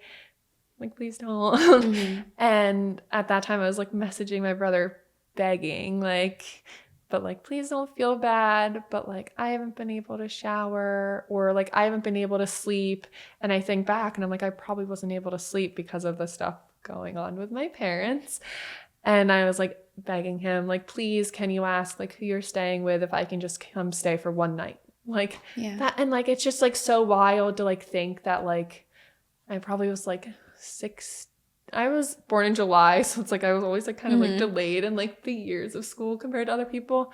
So I think I was 16 or 17 at the time, and it's like I'm literally just like begging for a safe place to sleep. And I just thought that that was like normal, like that I was being a burden. And like, yeah, so like my sibling, like obviously like he helped, like they helped me, like we always were like that back then. But like it's just like interesting to think that like I remember kind of staying there for a few days, but like I felt like it's interesting to think that like I felt more uncomfortable there than I did at my home, which obviously was like living hell. But it's like, aside from like it's just honestly being odd, because like when you go from like dirty to clean, it's like, this is all abnormal, this feels weird. Like, and when you're a child like me, you're like, I don't want to touch anything. Like when you go to like friends' houses, so it's like it's weird. But then also like aside from that, like it was just odd to be like, why do I feel like more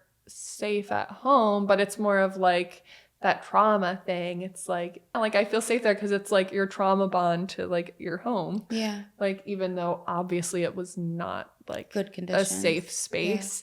And like that is like interesting to think back. Like I always think in metaphors and stuff, but a lot of like since I've spoken up, like people really do like villainize like children who speak up against their parents. It's like they did everything for you. They tried their best. They're mentally ill. Like you're horrible. Like, you know, like I've gotten everything and like. Well, even if your parents are mentally ill, that does not fall on you. Yeah. And Ever, it's like, in any case. And it's like, okay, but like you making these excuses for them and saying this to me, the child, isn't and going neglect to do is anything neglect. for yeah. Like, you know, like.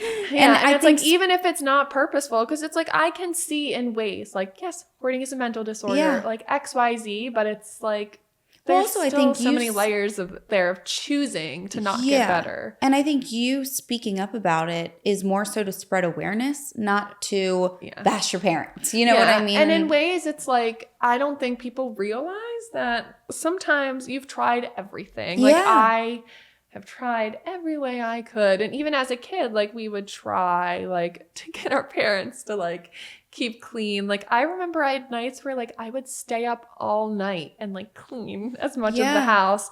But even, like, then, like, that's a risk because then they get angry at you. It's like, I'm throwing out your things or I'm moving your things around. They get pissed. But, like, I would try to clean up and be like, okay, like, please, nobody make it dirty again. And, like, it's very common, like, since I've spoken up, like, kids like us have that common rhetoric of, like, cleaning up, and then you just get to a point where it's like, what's the point? Right. Like, a lot of even children of hoarders, even if, like, once they move out of the home, they live in completely pristine conditions.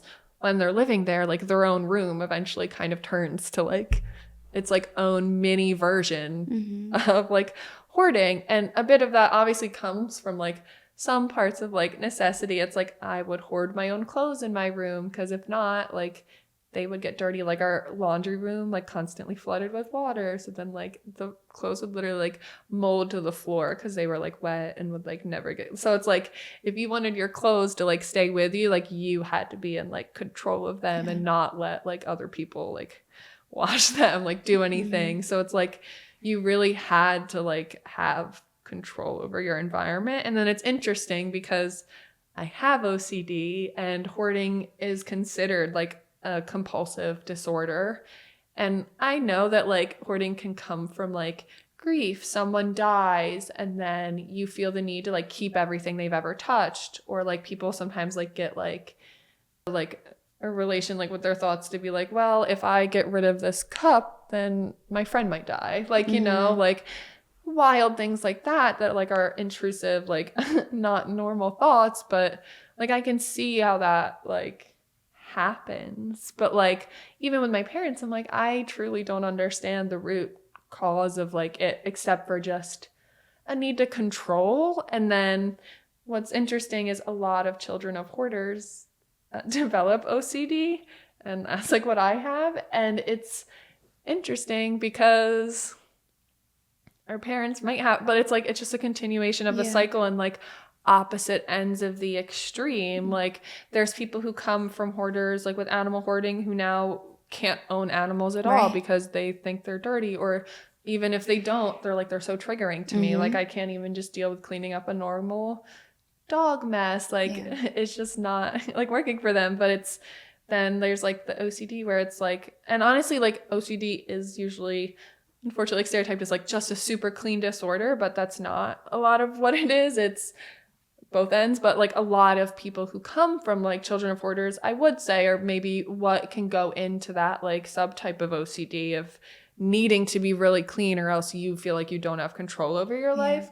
Because that is kind of what I did as a child, is, like, I didn't necessarily have a super clean room, but there was things that, like, I obsessed about that I needed to have control over. And that was kind of how I made myself feel safe as a child. Like, and it was also just, like, an internal thing. Like, I was constantly, like, that was also, like, my thinking forward thing. I was constantly escaping in my own head with, like, made up scenarios, and, like, that was all OCD. But like, it helped me at the time. But it's just, like, interesting. It's like, they may have OCD or some type of intrusive thought disorder, but then they typically then cause that for their own kids, like, in a continuation of the cycle, and, like, just in a different form. The opposite end of the extreme. And also, like, it is also common for children of hoarders to also struggle too. So it's like, I know I did, like, with, like, certain types of, like, hoarding things, because even just in general, even if it's not hoarding, once you leave, like, it's hard to learn a cleaning routine, etc. Yeah. Like You're it's very basically difficult. teaching yourself. Yeah. And it really adulthood. like, it's pretty much like re-adulting. Yeah. So like, honestly, like senior year, like the part I don't remember, obviously, like I got into college at one point. I don't remember. I only applied to one university. And same state or different state? Same state. Okay. And I definitely had dreams of wanting to go far away. I feel like a lot of people in similar situations are like, get me up here, like far away as possible. But at that time, I was still like riding horses. I don't know if I mentioned it, but I rode horses all like growing up, and like that was like something I like did. So like when I left for college, like horses were still at my parents'. Like I still felt very responsible for it. So it's like I felt like I couldn't go too far in a way. So were you living at home or on campus? I lived on campus my freshman year. And that was like the wildest, obviously, experience for someone like me. And actually what's like crazy interesting is like, I also think like a lot of like, what's weird is like the fact we didn't talk about things with like me being removed is like, that really all moved fast. Like junior year I was removed. Senior year there was like chaos. I definitely was living out of the home. I don't remember if I was technically removed or not, but like CPS was definitely involved. And then like I got into college, and then I got into like a pre-college program. So then right after I graduated high school, like the day or two after I like went to college for like the summer pre-college program. And it's like I got into something that like gave me like if I did that, I got extra money like for college. And it's like coming from where I came from, like I was very broke, like, and that's also like why I didn't go far. I knew I wouldn't have like all the money to like cover like all of that. Like, so I was like, all right, like I'm going to go here. Like it was the best option for me. And like, I only applied to one place because I knew like I wouldn't afford other stuff, or I would just like go to community college. But I still had like, my parents probably didn't realize, but like I knew at the time, like I was leaving no matter what, like even if I didn't get into school, I was going somewhere. Yeah. Like I was staying somewhere else.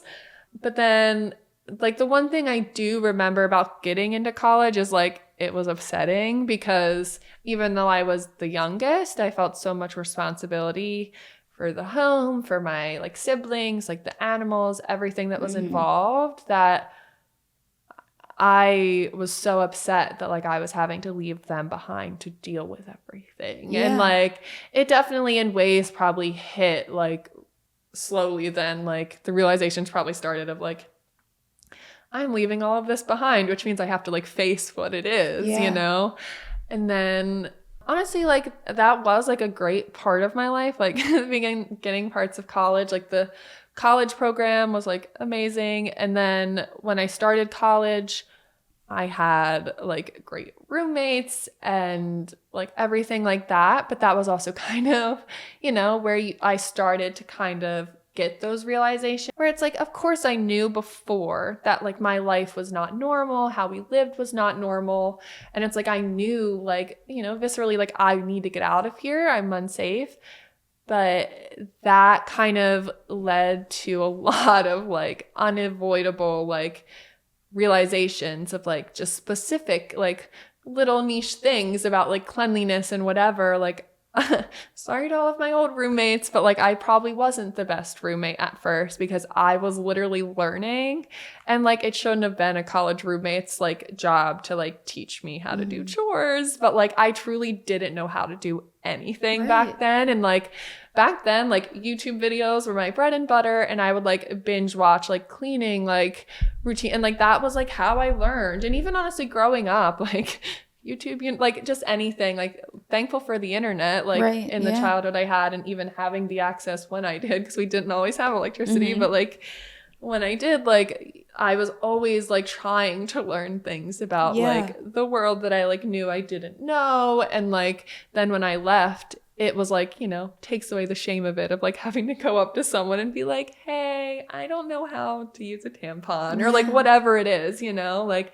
it's really like things you should know when you're 20 something in college, and it's shameful to ask. And that's like also why I speak up. It's like people should know, like if you do, like even in like the high school times, like if you see like people that struggle with this stuff, it's definitely like I would never assume it's purposeful, you know. No, like and you should have some grace, you know. It's like you never know what someone's dealing with or going through in their own life or at home, you know, no matter what age it is. Yeah. And I feel like, you know, we live in a very judgmental society, unfortunately, at times. And, you know, if you're getting a question like that, I think the best that, like, obviously, immediately as a human, if that's not your normal, you're going to have like immediate concern, or some and, like red flags like, will go it's off. Discomfort, but like that's where it's like the parents in a way benefit, because like as a child, like you naturally do want to cover for your parents, and then also like you're feeling the shame and embarrassment, even though of course in like the grander scheme of things it's not yours. Like the child is bearing the brunt of it in the moment when whoever is asking them like, hey, like, did you shower before school like today? Like whatever it is, like the little like moments like that, like it like really highlights to the kid that like they're not normal. So like that is like, I always like wonder, it's like me and my siblings had to go through that a lot and felt so much like anxiety. Like that's definitely a lot of where my mental health issues come from, is like that instability of like CPS, that like all the ins and outs and like having to deal with it. Is like, did they ever feel that? Like the anxiety, like that I'm going to lose my kids? Like, because for me, it's like hard to conceptualize if they did, because I never really saw much. You never felt it. Yeah. Like I never felt like the effort to change. And like, that's something I've always said is like, even when like I've talked to my parents, it's like, I understand you love me. You love me the best way you know how, but I'm not sure how to make you see or accept that like your love has always been very conditional, and that makes your child feel very like unloved, like no matter if you love them or not. Like you made your love have conditions, like that comes, you know, with a cost to like your child. But yeah, like I don't think they, like it is hard, like I don't think they like will ever get it. But like at that point of my life, like leaving for college and everything, like it was interesting because I knew I was pulling away, but I didn't like, obviously like I knew why, like because of like the home life, I knew I was unsafe there. And then once I got to college, I'm like, y'all are complaining about these college beds. Like I love this little rinky dinky college mattress. Like, and like even then, like that was like the first instances of like, I really wanted to prove to myself I wouldn't be like them, that it's so easy to not live like that. And like, yeah, like I'll be the first to say like I'm not the cleanest person, and as a child of hoarders, like I can have some like obsessive things that I need to deal with, but like once I got to college, like my room clean. Like did I have like certain issues and whatever? Yes, but like that was something I immediately was like, I need to have a really clean room. And then this is also like something like a big anxiety like with the cockroaches growing up, and that a lot of like children of hoarders relate to, is when I went to college, I was so nervous about bringing them with me. You can't bring much stuff with you. Like, and then also like the dissonance of like, this happened all the time with like, your parents would say things and it's like, well, I know I'm not allowed to confront you with the reality, but I'm trying to say no. Cause like my mom would be like, oh, bring this with you to college. And it's like electronics, straight no. Like when it comes to cockroaches, like you're just bringing them. Like, so it's like anything like that. Like she's like, oh, you have a laptop. Why do you need to buy a new one for college? And it's like, well, like it's, I need a new one, you know, like, and just like random things like that, where it's like, how do you not like get it? Like, you know? Yeah. And that was like a big stress, like then, and even just like all throughout our lives, like we'd bring them to school, like we'd get made fun of, like you would see, like I had anxiety all the time growing up of like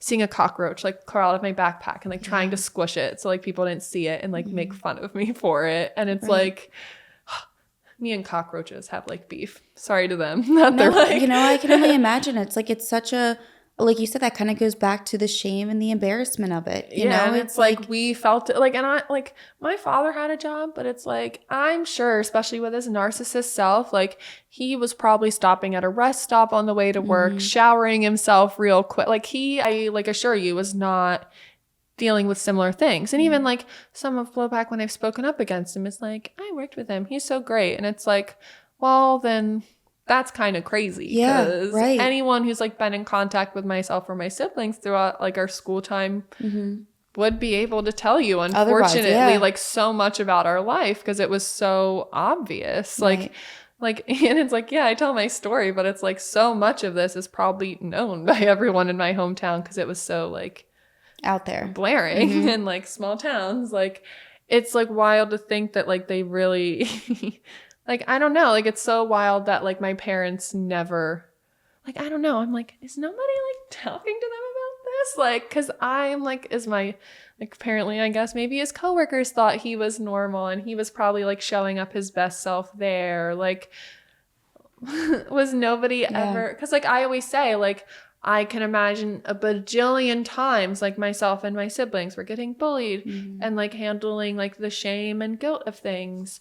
Like with the backyard reading like my father would do, he would sometimes like sell fraudulent stuff, like of course.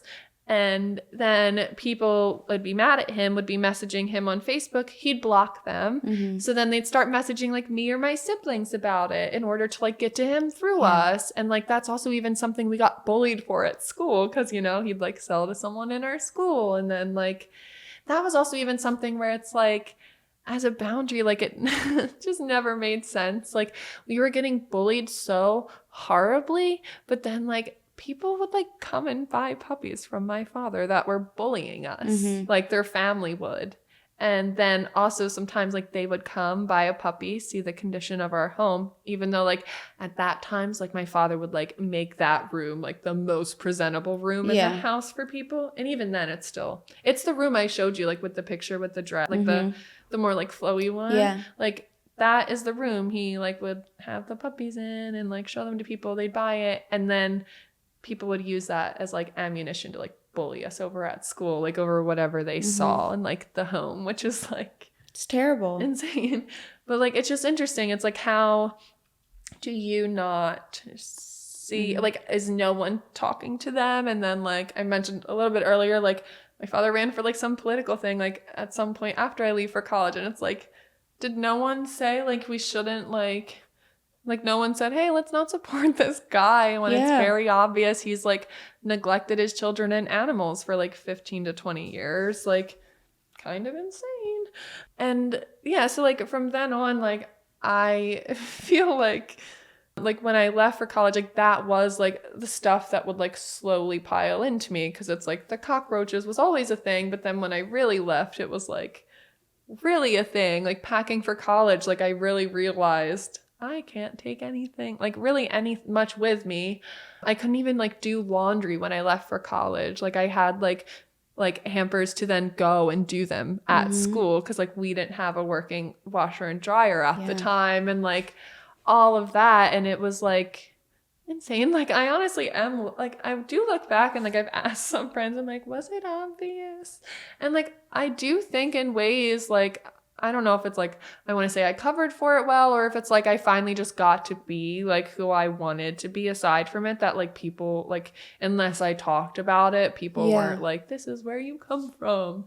But like I really, like I will say, like I am lucky in how I adjusted, even though I know it was like extremely difficult for me. Like I know it's not common like for people from my situation, but honestly, like I'll say, like the beginning part was actually like a lot of realizations, but then like easier. It's like once they started kind of like hitting, and then I had to keep like experiencing my parents, that's I think what made it like extremely difficult. Was like, okay, freshman year, I'm realizing like there would just be really little things. Like obviously just like I can't really think of anything because it's just so many little things about cleanliness and whatever that I learned like the whole first year of college. And even just like I'll say, like I'm lucky that I found good friends, because like I grew up with like none, and like honestly probably didn't have the best social skills at the time, like whatever. Like I'm lucky that like I found friends that like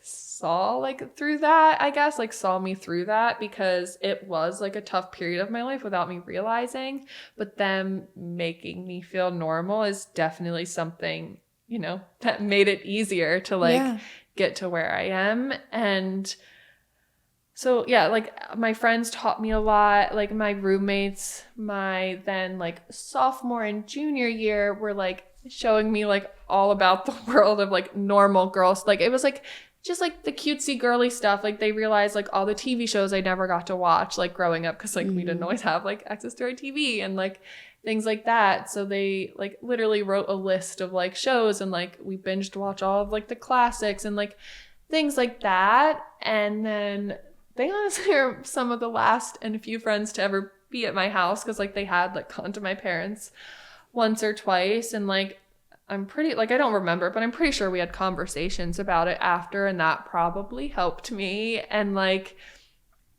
that was like a big like turning period for me. And like I didn't know it at the time, but like pretty much like around that point, I like kind of starting descending into like a really bad like mental health period. I was very, very anxious all of the time.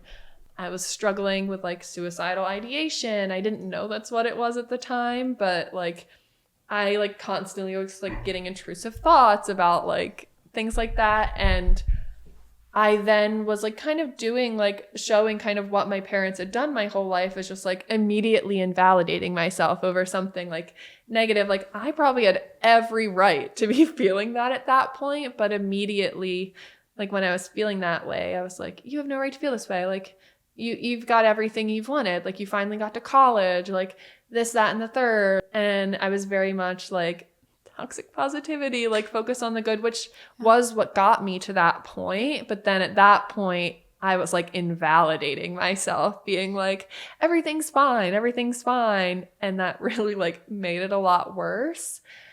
And at that point, I remember it being like before I had to move home for the summer my sophomore year. And looking back, that probably had a lot to do with it. Like my brain and body probably was like knowing like, brace yourself, you have to go live home for the summer, you know, after getting like control of your life and normalcy for the year and like feeling safe. Like you feel safe for once, like, oh no.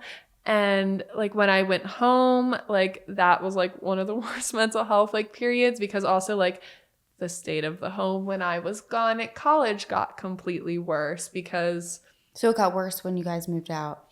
Yeah, I would say like I was actually, so I'm the youngest, but I was the first to leave. Okay, so your other two siblings were still there at the time. Yeah. Okay. And I would say like before I left, like I was probably the main person who would clean if the house were to get cleaned.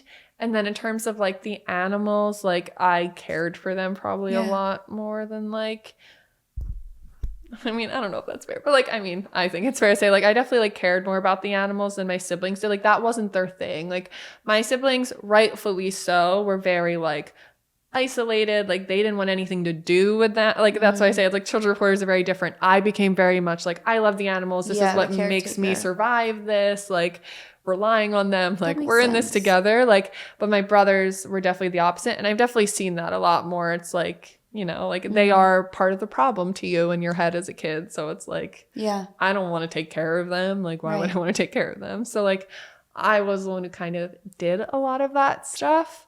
And then like when I left, it went pretty downhill. Like typical kind of what parents do normally when you go to college, like turn your room into things. But then as you can imagine, hoarders just kind of completely took over my room while I was gone, like, etc. Like it wasn't the best place to return to. And I don't remember super specifically like what happened, but also like something I will say is this is a big reason of why I turned out like normal-ish is like riding horses was like a big safe space for me. And through that, I like met a lot of people who like supported me. And also like I will say out of like anyone, like they're the people who saw my dad quite easily because they were exposed to him the longest. And my horse trainer growing up, she was pretty like, I always felt bad thinking it as a kid because of like, you know, you would, but like she pretty much was my mom growing up for a lot of intents and purposes,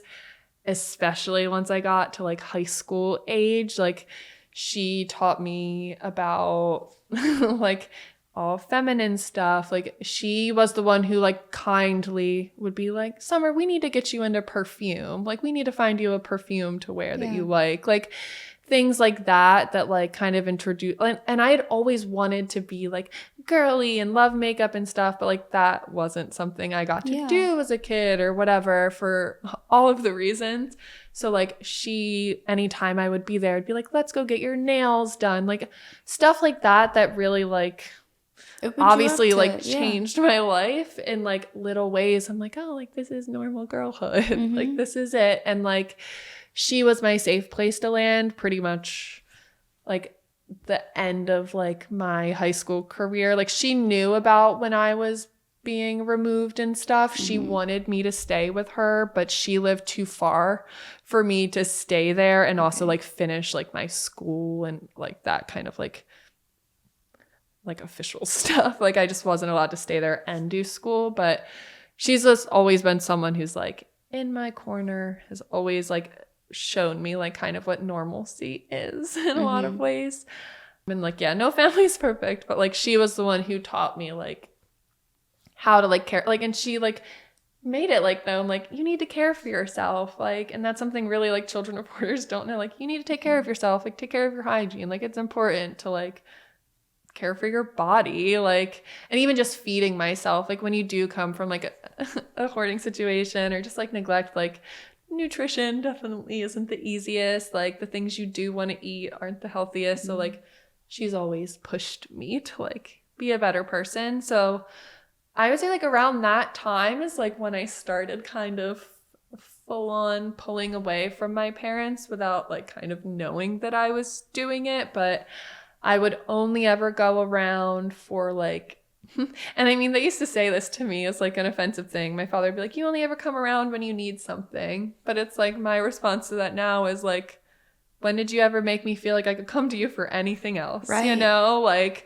when were you ever a safe space that made me like want to be around you for anything other than necessity, unfortunately. Yeah. So yeah, like anytime I would like go around, it was for a holiday. And even then, I spent a lot of college holidays alone. Like I would stay at my dorm if I was allowed to, but I would just go home for the actual day. Like, so I could get, like, I very much, like, that was my way of controlling it. And, like, at the time, like, this is, like, a thing, like, I do want to, like, say that's really important for, like, kids like me is, like, the shame and guilt we experience. Like, obviously from the conditions is so hard, but then, like, when you leave, you feel so much shame and guilt, like, trying to, like, do anything to hold your parents responsible. Like, even as simple as just, like, my mom would text me all the time. I'd be in class. Like, she relied on me so much when I lived at home.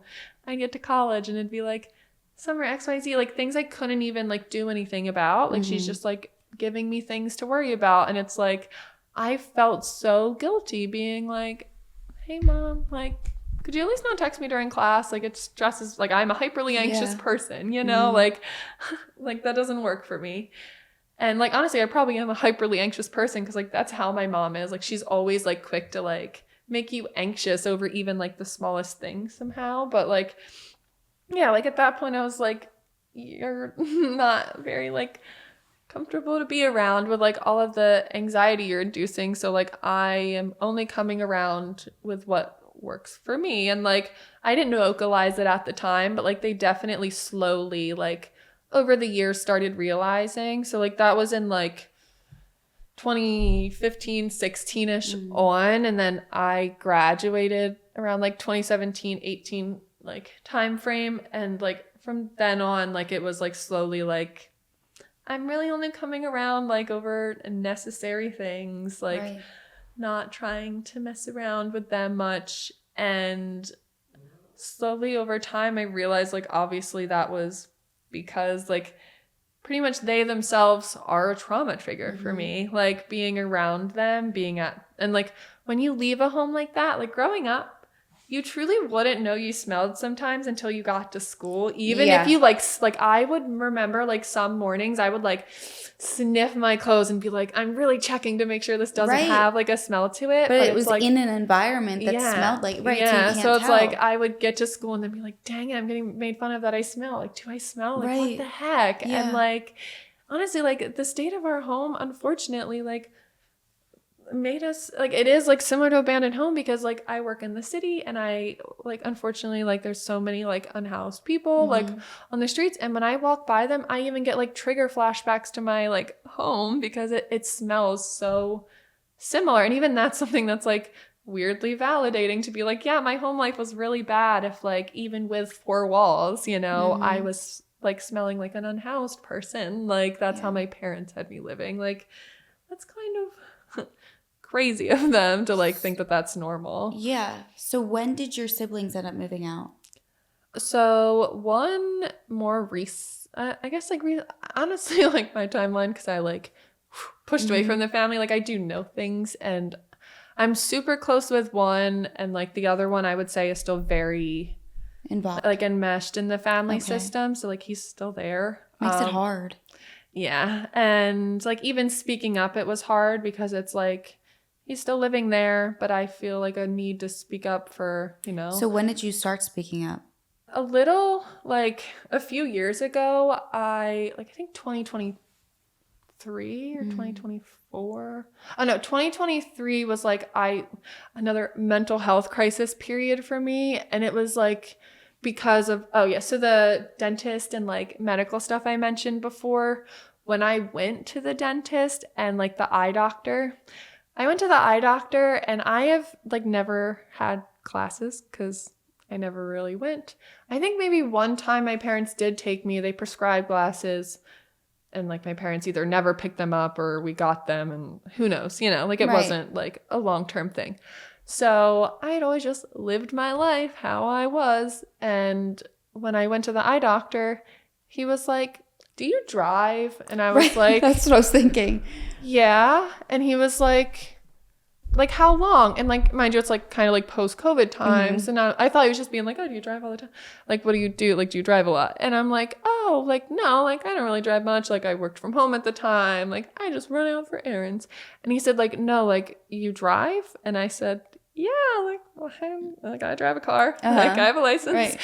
And he was like, "Yeah, you're not allowed behind like a wheel without glasses. Like you're double the legal limit." Like I was like, I don't know what that means. And he's like, "You're legally blind without glasses. Like you cannot legally drive a car without like corrective lenses." So I was just out there driving, you know. Right. You didn't know any different. People, yeah. Like so sorry to the people on the streets. Like, but I was that. And like what's also interesting, it's like kind of a metaphor for like how life is like before I had glasses, and a lot of people with glasses like say the same thing. It's like, well, it like I knew I saw bad, but like it didn't feel that bad. But then when you get glasses, it's like difference. I literally take them off and it's like my boyfriend made fun of me like before then, like I couldn't read like the big signs in like stores, and he was like always making fun of me, and I'm like, no, guess I was blind. Yeah. My bad. Like, and then with my teeth, like my parents rarely if ever took us, and like I know my siblings probably like struggled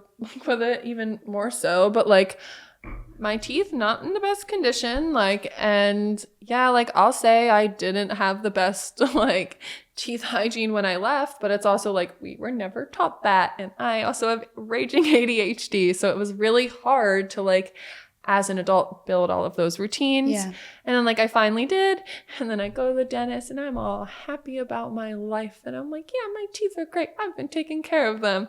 And yeah, no, I needed 2 root canals, and it cost like $10,000 and like even insurance and stuff. And it's like, it's crazy. Yeah. And it's just like little things like that where it's like that would happen, and I'm like, I'm angry at my parents again because it's like it just goes. It's another like cost trigger, of like, and it's like symbolic. Like a lot of children say, it's like it really sucks, like breaking the cycle in general, because it's like I am having to do all of the work for like the stuff you did. Like I'm literally having to actually like pay for it financially in ways too, like what you did to me, like all the therapy too. But it's like even that was like such a like flagrant, like I think the most heartbreaking part about things like that is that it's so preventable.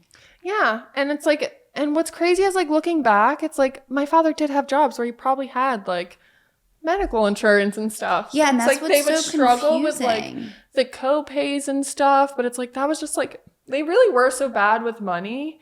And like this is also something, the reason why my father was an addictions counselor is like from what he always told me in his story is like he was an addict growing up, and like and I think that is like a typical thing, like addicts become addictions counselors. It's common. But I always say, like, me and my one sibling that like talk a lot, like it's like was he using? Like, is that where the money went? But like, then in ways it's like, no, my father was crazy enough without like, and I don't know, I was really perceptive as a kid. Like, I feel like I would have picked up if he was using, but also, you know, who knows?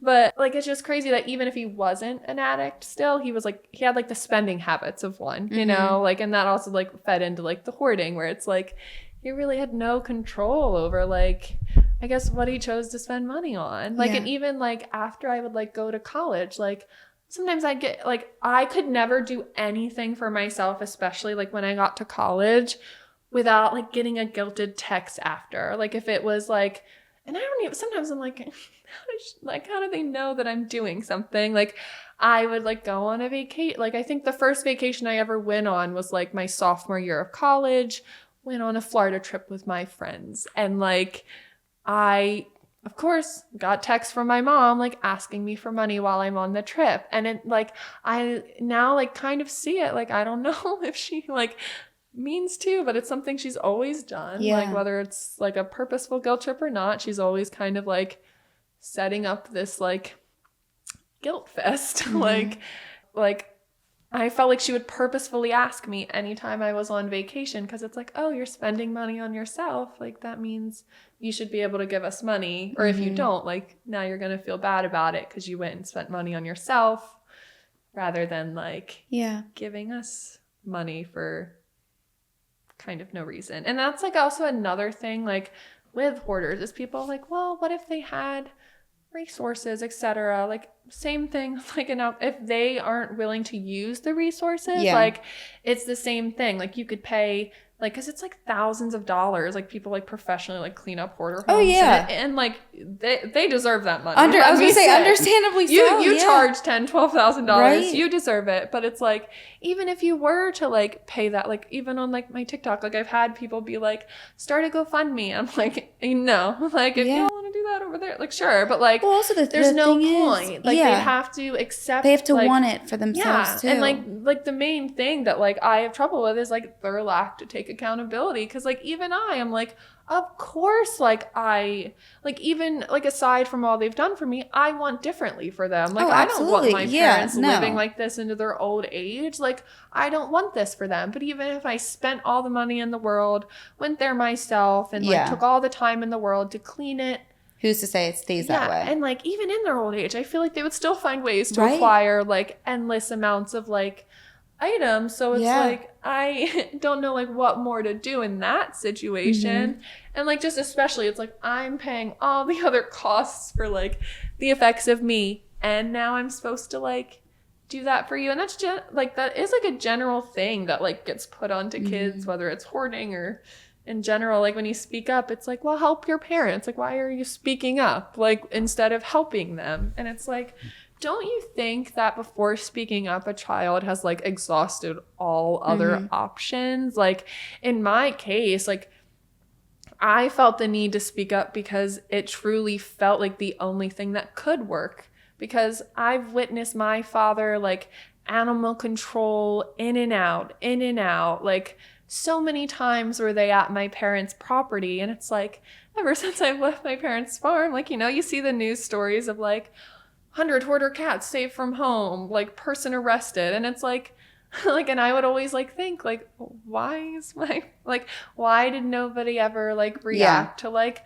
my father's conditions in the way that they like?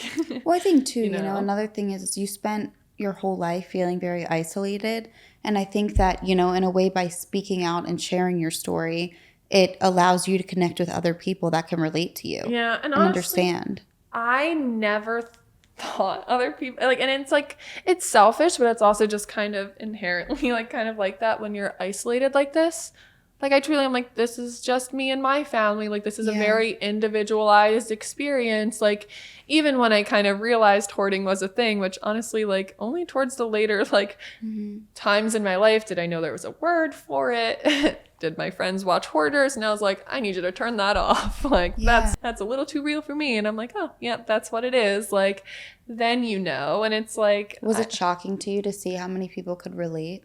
Yeah, honestly, I really thought like, just me. And then so many people, and even just aside from that, it was like the things they were saying were like, like you always see on the internet, like, people are like, oh, I always thought I had original experiences. And it's like, I've never really had that. You know, I've never been like, oh, I realize it's not just me. But with this, like I did, because like the flea thing I mentioned, people like commented about, and that's like one of my biggest traumas. So like when someone commented that, like that simple, like one comment, like out of however, like that, like felt so validating to me to be like, oh my God, like other kids have like actually been through this. And like I get the same rhetoric in my comments a lot. It's bittersweet because I'm so happy like I have people to relate to, because you really wouldn't think to in this situation. But then it's like bitter because I don't want people, you know, like I don't want this to have to, like I did not want this amount of people to relate to this subject. Like, you don't because want that to means know that other amount of kids are going through it. Going through it. And unfortunately, like it does seem quite common and like, and for just various mixes of reasons that like people live in this like way. And this was like awesome. Like something like through my journey to speak up, like it was because like honestly, like I feel like every time my mental health would get bad, I would like feel the need to like confront things more. And like I realized I had OCD, and with that came realizing all like a lot of my obsessive like thoughts stem around like my home conditions and just in general like my need to feel in control of my environment obviously comes from the fact I had no control of the one I had growing up. So it's like I'm obsessed with control now. Like my poor boyfriend, like living with me, like sometimes is not the greatest, I'll admit, but it's like that comes from like needing like control over like everything. And when I finally like realized like speaking up that it like wasn't just me, like it's also even common for us to have OCD and to be this way, and people like a lot of the parents are the same, unfortunately, like copy and paste the same rhetoric of like the kids are bearing like the shame, they're getting bullied at school, it's like they're isolated, they can't talk to their parents about it. But then like when I started like speaking up, I really like wanted people to like have a space to talk about it. And that's like a lot of like, sometimes people are like, you post so much of the same stuff, and like it's like, okay. But it's because I have, as many times as I have posted this, I've gotten, you know, like 5 more like DMs from people being like, thank you so much, like I never knew I had someone to relate to, like and truthfully, like it is such shameful like stuff to talk about that even like aside from therapy, like it's easiest to talk about it to people that experience like the same type of shame per se, like similar experience. And because I even said like the reason like I also kind of got to a point like with my mental health in 2023 is like I do have like I made good friends in college, like I made a life for myself. Like I got a good degree. Like I did good academically in college. Like I thrived, like XYZ, like from the outside looking in, you're like, wow, that's like a really happy girl. And like, yes, I had moments where I thrived, but like I crashed and burned after college because once college was over, like all my friends like moved to back to their hometowns or where their jobs are. And like, it was like kind of back to that isolation again, where I do have close friends, but it's like you text and like that type of thing, which is very reminiscent of like me being very isolated as a kid. And even though like I have great friends, like there is just like a different level of like validation and community when I'm not like, because I vented to my friends a million times this stuff, like I'm very open about it, but when I then vent into like a room with people who have been through the same thing, like it's way different. Like I was so alone and like spoke up in 2023 like a lot of the time because I was like. So when you started speaking up, I'm assuming you had already moved out. Yeah, so I had moved out like for college, and then there was like periods I lived at home like since so like 2013, 2014 I left for college, and then from then to like 2018ish, I'd say like there was like little stints of me like living home where it's like I had nowhere else to stay. Yeah. Like, but even then, like my parents would be like, why don't you want to live at home? Because like I started paying for off-campus housing, working 3 jobs. Like I knew like if I were to go home, even though for other people it's like, Summer, why aren't you staying home? It's 20 minutes away. Why are you living on campus at school? Like, yeah, because I kind of need to. Like I knew I would fail if I lived at home. So like I stayed there like I barely remember the points where I stayed there. There was like one stint of like my parents, like domestic violence was like so big in like my early years, honestly, but like I don't remember it. Like the most that I know about that is like through my older siblings. And just like the little vague details. And like obviously like my parents still fought pretty crazy like growing into like older age, but I think my father stopped being as like physically violent because my one sibling got big enough to like interject and stuff like that, so it became more casual. But there was a stint in like 2017 where I was like living at home like between like off-campus houses or whatever, where my mom was and like dad had got into like a huge screaming fight and like for days on end. And like I remember it being like around the time where like I needed to like study for things and like I was having to like mediate their fights. And like that was definitely one of the points where I was like, it's okay, like that was probably one of the times where my parents like guilt worked, where it's like, don't spend money living outside the home, you can save money living here. But like I kid you not, whenever I lived at home, like they drained me. So it's like I didn't even get to save up money if I ever lived at home to try and do that. So it's like that was definitely one of those like last moments where it's like I can't, like I had known throughout college, but that was definitely like one of the last times I think I stayed there for a bit of time. And then I graduated, and I feel like once I graduated in like 2017, 2018, that's like where I really just started like only visiting there if I needed to like pick up like mail, because like for a while, like because I moved so much in school, I just kept that as like my permanent address for like taxes, whatever important stuff in life. And so like I would go there to pick up things and like the animals. So like I'll get into it later, but like the one dog I saved was there, and it's like I still had a few animals there I was attached to, so like I would go and visit and like see the animals. And like my parents probably didn't know it at the time, but I was checking in to be like, you know, like see what's going on. What's going on. And like my parents don't know it, but like me and my siblings, I'm pretty sure, like I don't know if I can like speak for them and like remembering it, but like I remember I called like CPS on my parents myself at times, and animal control. Like they'd hate that, but it's like that's the reality of like I even like witnessed stuff like after I left for college where I was like, all right, I got a call. Like I can't like do nothing, even though that was like my trauma growing up is like them coming all the time. I was like, yeah. And that's like kind of where I realized like I grew up loving animals, but pretty much everything I witnessed was like opposite of like my morals, my values, like everything I like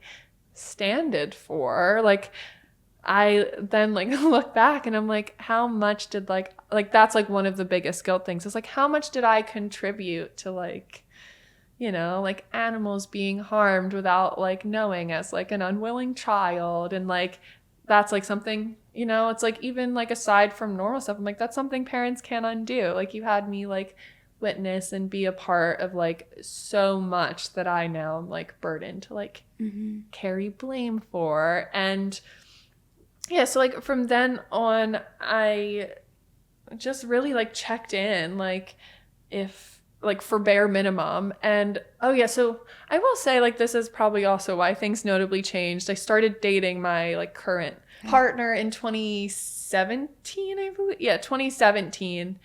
And like from then on, like his family really took me in for holidays. Like I had a place to go. So like honestly, it's like once I had a place to go, I always chose that over like my parents' home. And like there was sometimes the awkward conversation where they'd be like, hey, are you going to see your parents today too? I'm like, no. No, thank you. But yeah, like they took me in. And then also like my horse trainer that I mentioned is like my mom, like she's always invited me for like every holiday, like sweet. Ever since like college time. So truthfully, like thinking back, like I know that like I was in contact with them, they messaged me and stuff, but I really did like pull away as soon as I graduated college, like completely. Some people on the internet are like, your parents were at your college graduation, you can't have hated them that much. Like, you think if I told my narcissist father he wasn't allowed to come to my but all of that graduate, stuff, and like so even then it's like it's complex. Yeah, it's like so complex and it's so small in the grand scheme of things.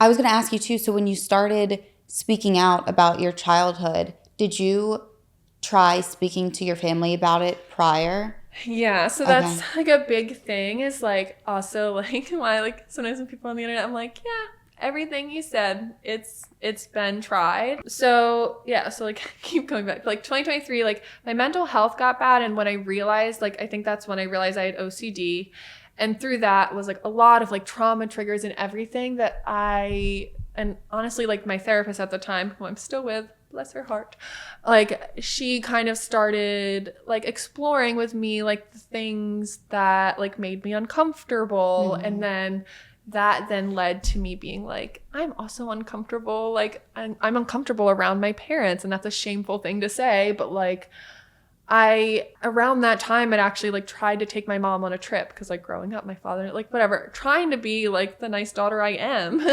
like aside from everything else. And that whole entire trip like made me realize like I feel like my skin is on fire like when I'm around my parents, because like it's so much like trauma memories, and then just on top of that, like I was always in charge of everything, so it's like when I'm with them, it's just buzzing with anxiety, like I have to deal with everything. And just like also I think I just realized at that time like the not speaking about it was like literally harming me. Like I was struggling, like all of like the OCD stuff that was like coming through was like my mouth stuff. I would like obsess over like my mouth, and like my mouth isn't straight, and it's probably because my parents neglected me all my life. I can't do anything about it. Like, and even like I have health like anxiety and OCD, and that comes from like the fact that like I obsess over what health conditions could I have from like growing up in a situation like that. And all of that pretty much like tumbled into me like pretty much deciding like and telling my therapist like I don't think I can have a relationship with them unless accountability is had. And I was like getting to the point where it's like I'm like now 30, like at that point a few years younger, but it's like my parents are getting older, they're having health issues. Like I was starting to feel that like pressure, like I feel like a lot of people feel, where it's like my parents are gonna probably die in the next XYZ years, like I want to make sure, you know, I resolve what I need to, or like have the relationship with them that I want to if it's possible. Because like honestly at that time I knew it was not likely, you know, I grew up with my parents how they were, I knew them well enough to kind of know how it would go, but I had like some hope to be like maybe. And like I was the golden child growing up, like they pretty much like if anyone like I believe of out of me and my siblings would get them to like see what they were doing, it would be me, because it's like you gave me the best and I still have stuff to say, you know. So it's like you would think they'd be like, oh, like make them realize. Yeah. Like I truly thought maybe like a smidge of them will be like, all right. And also it's like from the whole like hoarding perspective, it's like, all right, there's someone here offering help that gets it, you know. Like I understand like there's less shame I'd assume in like that situation to like accept the help. And so I don't know if I should read it. Like I do have the message I sent to my mom. I feel like it like sums things up pretty well. I pretty much like said, like I've been doing a lot of work healing, and amidst that, my relationship with you has become really difficult. And I recognize that like you and dad love me, like trying to give them grace. But for a long time now, I've let that like supersede my need to seek your accountability for a lot of things. As a child, you failed to give me a safe and stable home. The inconsistencies have been something that greatly affect me day to day and have added to like my daily struggles. And I messaged this to my mom because she was probably the better of the two to receive it. So I was like, as my mother, I know this is not easy for you to hear, but be assured that as your daughter, it wasn't easy for me to say, knowing it could hurt your feelings. Over the years, whether you've realized it or not, you have used me as a form of emotional stability. And then, like, I pretty much laid out, like, my boundaries Everything. pretty clear. Yeah. Like, the lack of accountability is what's keeping me away, and having to even vocalize it to you, to even, like, you know, you should have been the one to bring up the conversation if you really wanted to. Like, that's adding to my frustration with you. And got a little dramatic, and I was like, I cannot pretend like my childhood didn't happen. My brain is not going to allow it. My rotting teeth in my mouth, like, I have blurry vision, like, all of that will not allow me to, like, forget, like, the stuff that you have put me through. Like, and honestly, at that point, like, of course, like, I deserve to have a lot of anger and, you know, about everything I had been through. But I, even at that time, was more so, like, coming from the perspective of, if there's accountability taken, like, I'm happy to work through that anger and, like, and see what, like, that would be. But after that, like, my dad took the phone, of course, and honestly, I literally assumed this would happen. That's also the part of my OCD that struggles. It's like, I unfortunately usually assume right, especially when it comes to my parents. And he immediately flipped it on me and did kind of what he did throughout my childhood, and was like, this is shaming, that's your perspective, then, like, blamed me for things trying to make me feel bad. Facts are, we neglected your siblings for you, we neglected financial obligations to make your, like, dreams of riding horses come true, and, like, all of these things that have nothing to do with like the living environment, right? The living conditions, etc. And then he was like, he always says this, like, replay the tape. He's like, replay the tape. We've made so many sacrifices for you. And honestly, like, it's funny because it's like, I'll even say that. Like, I recognize that even aside from that, my parents did make a lot of sacrifices for me. But it's also a lot of things I didn't ask for them to do. And then that put a lot of burden on me, and then they use that as a chip to be like guilt and like hate your sister because we've done more for her, and then now years later I confront you, even also for my siblings. Like, I'm not just speaking up for me. It may seem that way, but, like, I'm also speaking up for them and how you treated them, just to be like, well, it's all because of you. Like, we did all of that because of you. And it's like, oh, like, that's not true. And so after that, honestly, like, I was anger central and, like, I could not, like, contain my anger. And that was kind of like a turning point for me, because before then, like, you even saw that message. Like, I don't think my parents probably deserved that amount of grace with, like, everything I've said before, but, like, I gave it, and I was so angry after, and I'd never been, like, angry like that before. And pretty much, like, that's what led to me, like, going public and, like, oh, she's angry, like, emotional. Cool, yeah, fine. But I had gotten to a point where, like, my anger over, like, what they were doing, like, superseded my need to protect them. And, like, I think that happens for a lot of children. And, like, with me also, so, like, that's, like, the last thing I want to make sure I do discuss is, like, the animals. Like, I spoke up, not really even about my situation at first.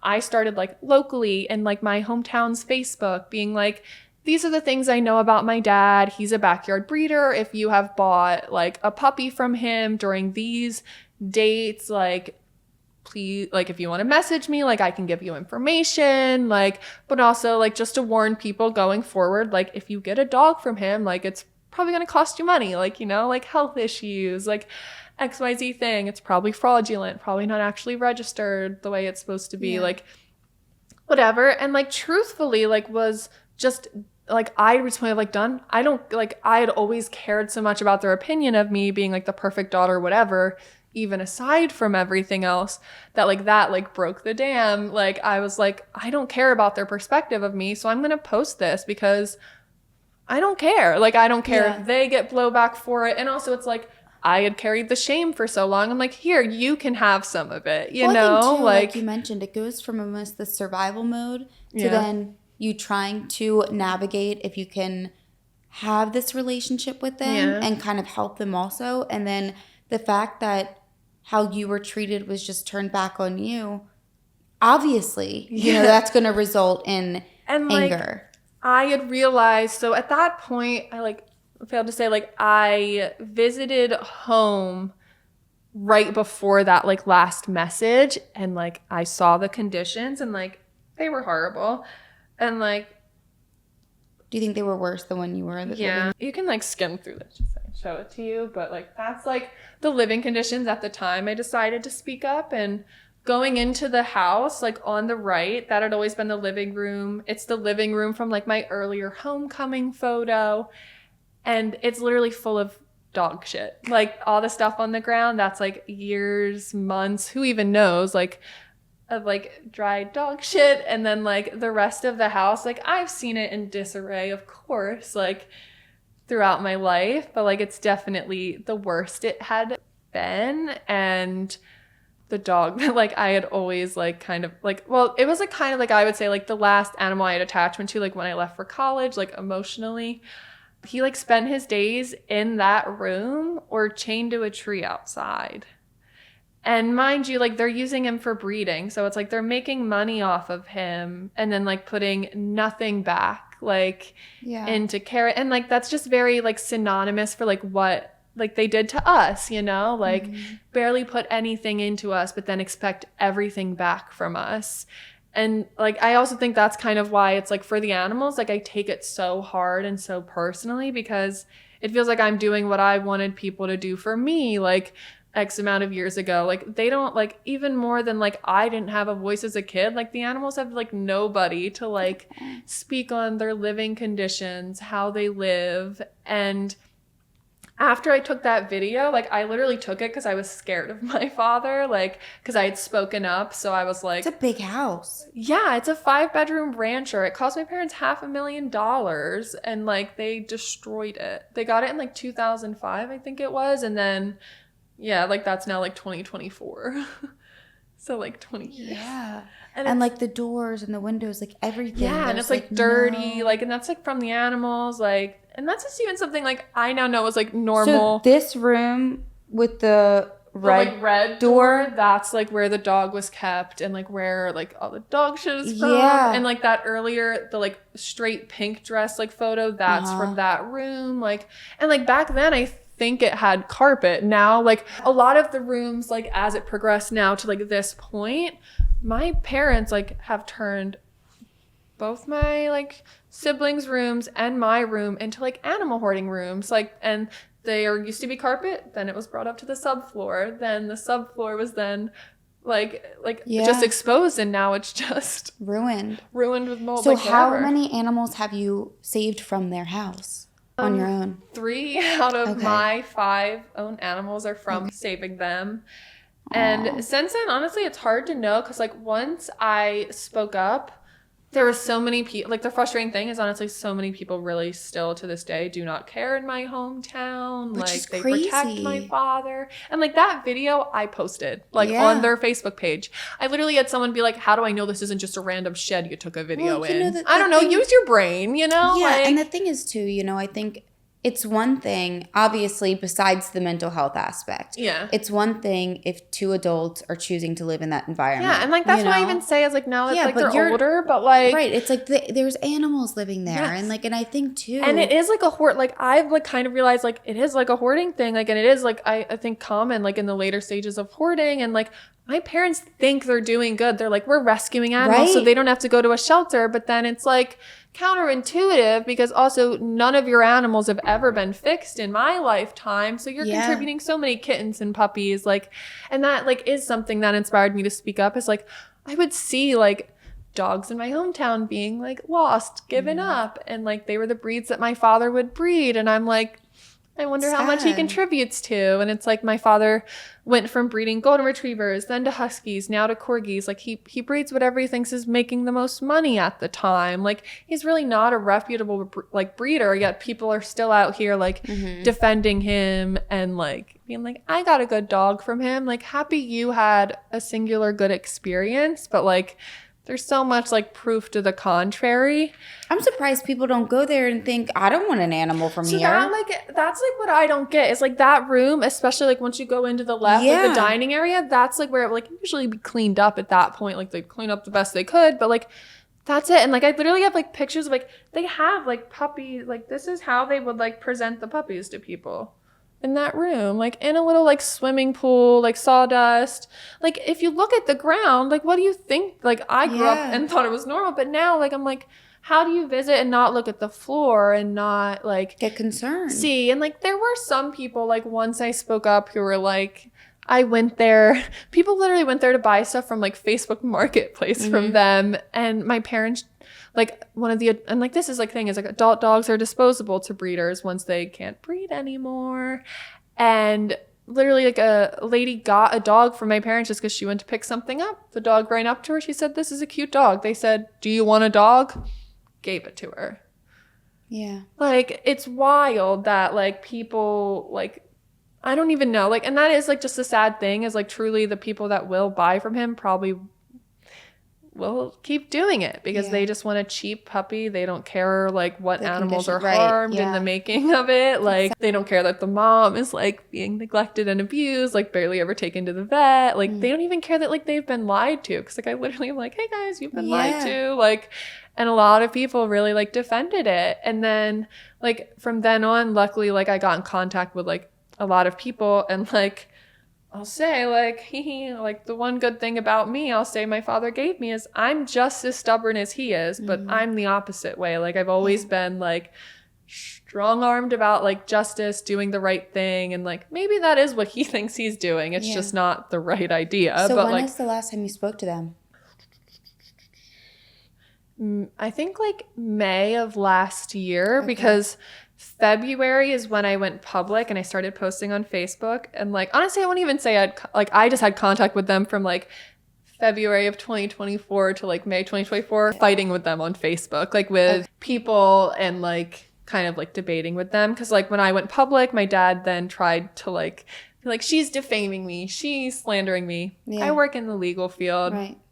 I know. So, like, why would you do that? Why would you waste time out of your life? And why would I want to pretend this life out of anything? Like, I'm embarrassing myself, you know, like, too, in this process. Like, and I literally even said that to him. I was like, it's a shame to even admit that I like, lived here. Why do you think I want right. this? Like, and then he called me like a disgruntled teen, like a troubled teen. Mind you, I just told you I had like good grades and was like studying by candlelight. Like anyone who knew me from school, aside from like the other stuff, they would literally tell you I was a nerd, a bookworm. Like I didn't, even if I wanted to, I didn't have access to go out to college, like high school parties and whatever. And then he like says I like drank and drove and crashed his cars. Never did that. Like all of these things, like he just threw out, like what narcissists do, like outlandish things, like to distract. But it's like, guys, I think the things I'm posting with quite hard proof, like my father can't show you any proof of me being a troubled teen. Right. And then like, even like what's so crazy and so unethical of him is like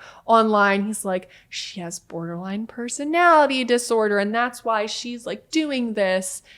I don't, and like, but if anyone's listening that does, like, no harm, but like that, there's images and videos of like in no world is that okay it's like for a child. It is like a dissonant thing of people don't want to like accept the reality that like children can actually live like this, that parents can actually be this horrible, and even also, especially without even really meaning to, maybe like giving like some great, like it's like with hoarding and stuff, it's like they may not really mean to be this horrible in that sense, but you can unfortunately end up being a horrible parent even when you think you're trying your best, and that doesn't sit right with people. And like and so like people were saying that, and it's like, mind you, it's like this town I've grown up in, it's like the same people that are like defending them. It's like you've probably known of me just as longer. Like it's insane to like think that like people are like, this is family drama. And like my town, I think, just very much has that rhetoric, unfortunately, a lot of like people can have that like helps abusers get away with it. It's like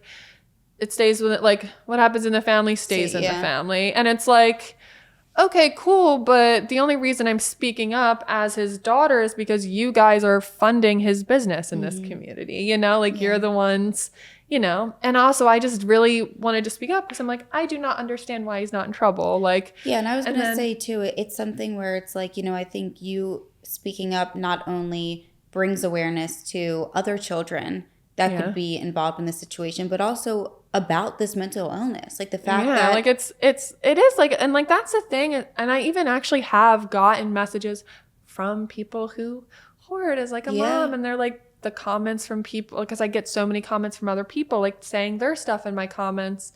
And they're like, I saw the comment. And especially like the main thing is like social isolation. They're like, I saw your comments and it's really like, you know, nipped me in the bud to like go do something, because I realized like my daughter can't have sleepovers and that's because of me. Like things like that. It's like, I also hope for that too. Like it's not to break that cycle like for just others. for like the kids. Like I hope that like me speaking out can, because like I even see that for my parents. There is like a point of no return in a lot of ways, I think, that like hoarders get to, where it's like, well, you can't ask for help now. Like it's kind of like, you know, beyond that. So they may have gotten to that point, but like I want maybe to try and see if there is like a way to like support like people like my parents before it gets to that point, because there is usually like children involved. Animal hoarding is very common with hoarders, because like my parents think they're helping, like they think that like they are loving and super caring for the animals, but like that's the reality. And then like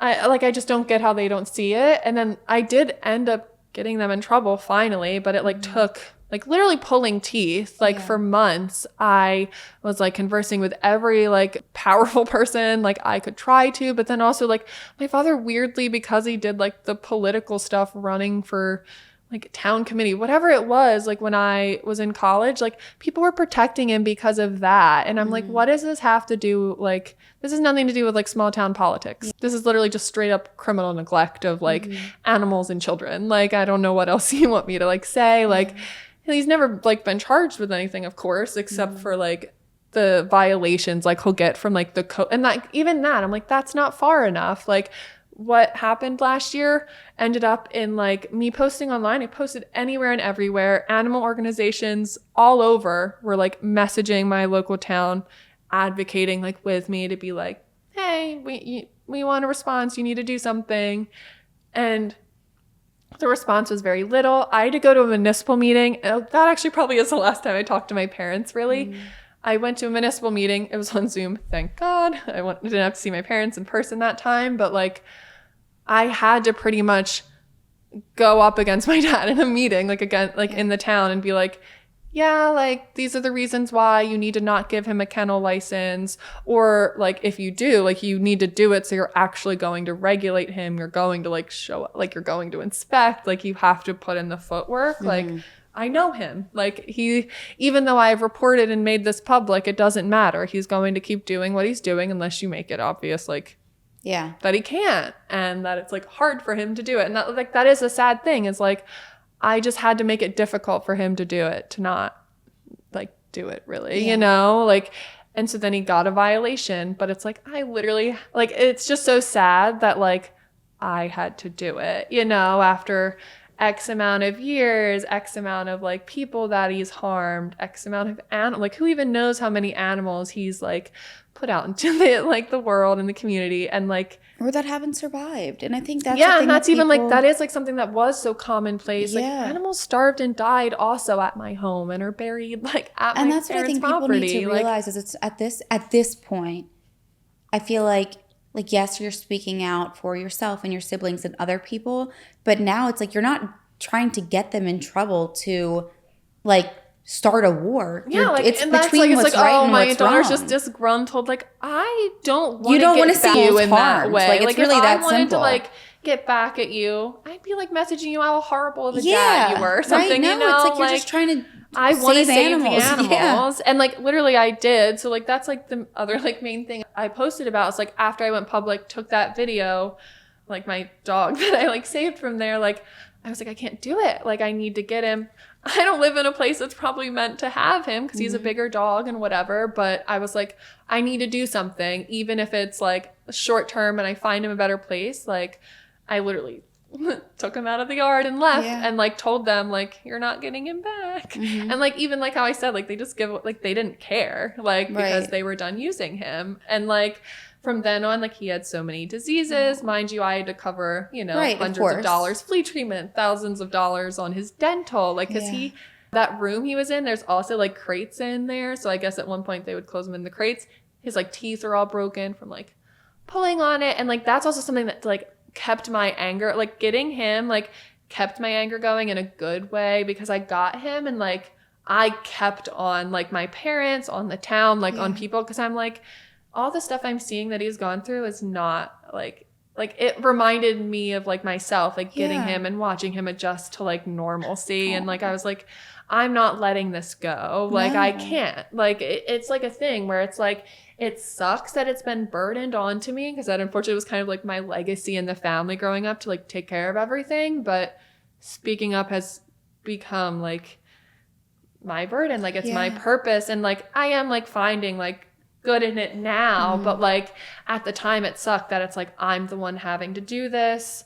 I got them in trouble, like, and now it's, you know, like I always say, it's like people like hate on, like there's a big like, you know, adult children who go no contact or like ungrateful, like on the internet, like that's like a common thing. But it's like I was so great. Like I did everything I could to like help them beforehand. I offered, like, even before I think I went public, I like told them, because like I did work, so I was like, I can get you in with a rescue organization to like help unload animals, like without like shame involved, you know, like I can help, like let me do something. But like they're like, no, we're happy with our animals, we're not going to let them go to a shelter, like XYZ thing. But then also, mind you, I don't even think like my town went to remove animals. Like even after everything, all they did was allow them to license all the animals they have. So then, okay, they license everything. Now they're in code, and it's like, okay, but they still have over, like, I think like my local code is like 10 or more dogs at like my hometown. Like, and then if you have more than that, it's considered like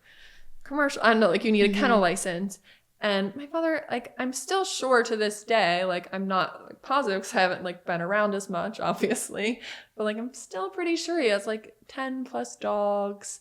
Literally on my birthday this year, I looked at his Facebook and he turned my childhood bedroom into like a duck and chicken pen, like, and even that's like after he got in trouble, you know, like he really, there's no, and like even then I'm like, I care about all the animals. Like it's not just like the dogs and the cats and like the easy, like the easier things to like get people to care about, I guess. Like it's like everything that he does that, like, you know, in ways like is like a secondary harm and trauma probably for the rest of my life, like having to like just know, like, know that it's happening. And even people say, like, I feel so much secondary, like, grief for my parents that this is their life, you know? Yeah. Like, I don't want this for them. Like, I want for them to change, you know? Like, and to want better for the remainder of their years. Like, who wants to live, like, their scene? Like, I even have had, like, obsessive thinking, be like, how would anyone want to live like that in their senior years? And, like... It's not right. It's not healthy. And it it's is, like, good. I think common when people get into senior age for, like, hoarding to become a thing, just, like, naturally,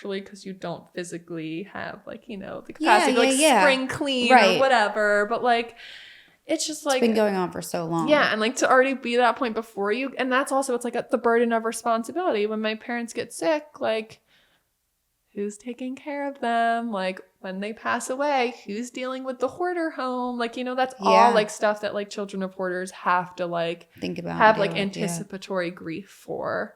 And, like, so, yeah, like, I spoke up and, like... didn't go like the best, I'd say, like in my hometown, but like I did get stuff accomplished.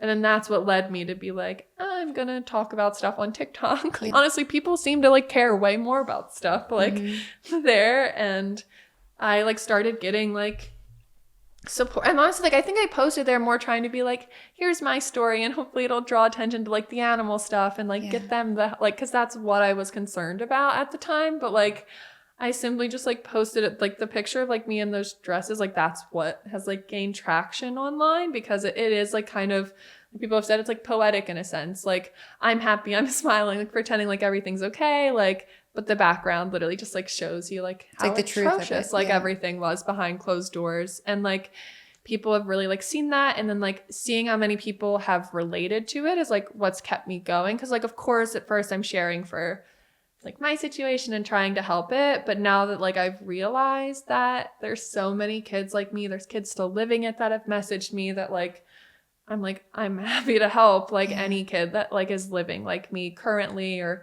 getting out. Because even sometimes I say like leaving is the hardest like adjustment like for us, like because even though you know it's wrong, that's your normal, that's what you're used to, even without like mental health and stuff, like once you leave, like learning all of that stuff, like you're literally like a baby. Yes, and like by yourself. Like I always, my friends used to be like, Summer, you have no street smarts, but it's like I have no street or house. Like I didn't know like common sense things, like when it came especially to like home life, living. Like my roommates like would have to tell me how to like when to clean, how to clean. They'd be like, Summer, did you think you cleaned dishes? And I'm like, yeah. They're like, yeah, no. Like just like even little things like that it's like I hope to like break the shame around it, and like also like hoping that like other people can be inspired to like be nicer to kids like me, that's what I was like gonna or say, even like adults. Like you truly like, and it's like such a common like thing, like you don't know what people are going through. Like you really need to like off like and even I say like with my parents, of course, like I want them to be held responsible, but I also do believe a part of like the issue that leads to hoarders not getting help is like not being like approached without like shame or etc. Like, yeah, of course I'm shaming them on the internet, I guess, like in posting my story, but it's more so I've gotten into a point where it's not about shaming them, it's about like advocating for the kids like me that literally have no choice. That's what I was going to say too. And I think that you serve as this, like you said, like this advocate, this light in the darkness. And I feel like a lot of kids, like we were talking about before, probably do have a lot of shame and embarrassment and guilt. And by seeing you talk about it, that could make them feel less of that, which I think is so important. Yeah, like that's like really truly is like the biggest thing and like the biggest takeaway and like thing that I feel like needs to get across to kids like me is like the shame is not yours. Like it's okay like to start placing it like where it belongs on your parents. Like it feels so hard to do. Like yeah, and like everything you did, like I truthfully, like in a lot of ways it helped me. Like when I left for college, like I left it all behind. Of course, like caught up to me, I need to heal, but I went to school and I was like, that's not my life anymore. Like that doesn't need to be like how I live and exist in the world. You know, I can be different. But yeah, it's like, I will say like there's positives and like I know so much about animals because of how much I had to deal with. Like I do feel like I'm different from other people and like how much I love them and care for them because of like how much like I've had to witness and stuff. And like that is like where it's like you start finding like pride, purpose, and like stuff, and like, and it's like sucky because like I know like I don't like it being like, well, everything you go through has a reason. It's like, like I hate to think that there's a reason for it, but then now it's like I'm getting to the perspective of there's a purpose. Like now in like what I've been through, I get to use it to like make other kids feel seen and to help, like, because that is the thing. It's like there's so many animals and other like defenseless things besides like children like in situations like this, and like I just hope to be able to make like them have a voice because it is something that it's like took me 30-ish years, I think like 28-30 years like to be able to like talk about it publicly, because for so long you're kind of taught that that is like against what like against your family, like you're not allowed to. So like even though it was the scariest thing I've probably ever done, like I'm so happy I did it. And like, yeah, like that effectively cut my contact with my family in a lot of ways, but like I'll never regret it because, you know.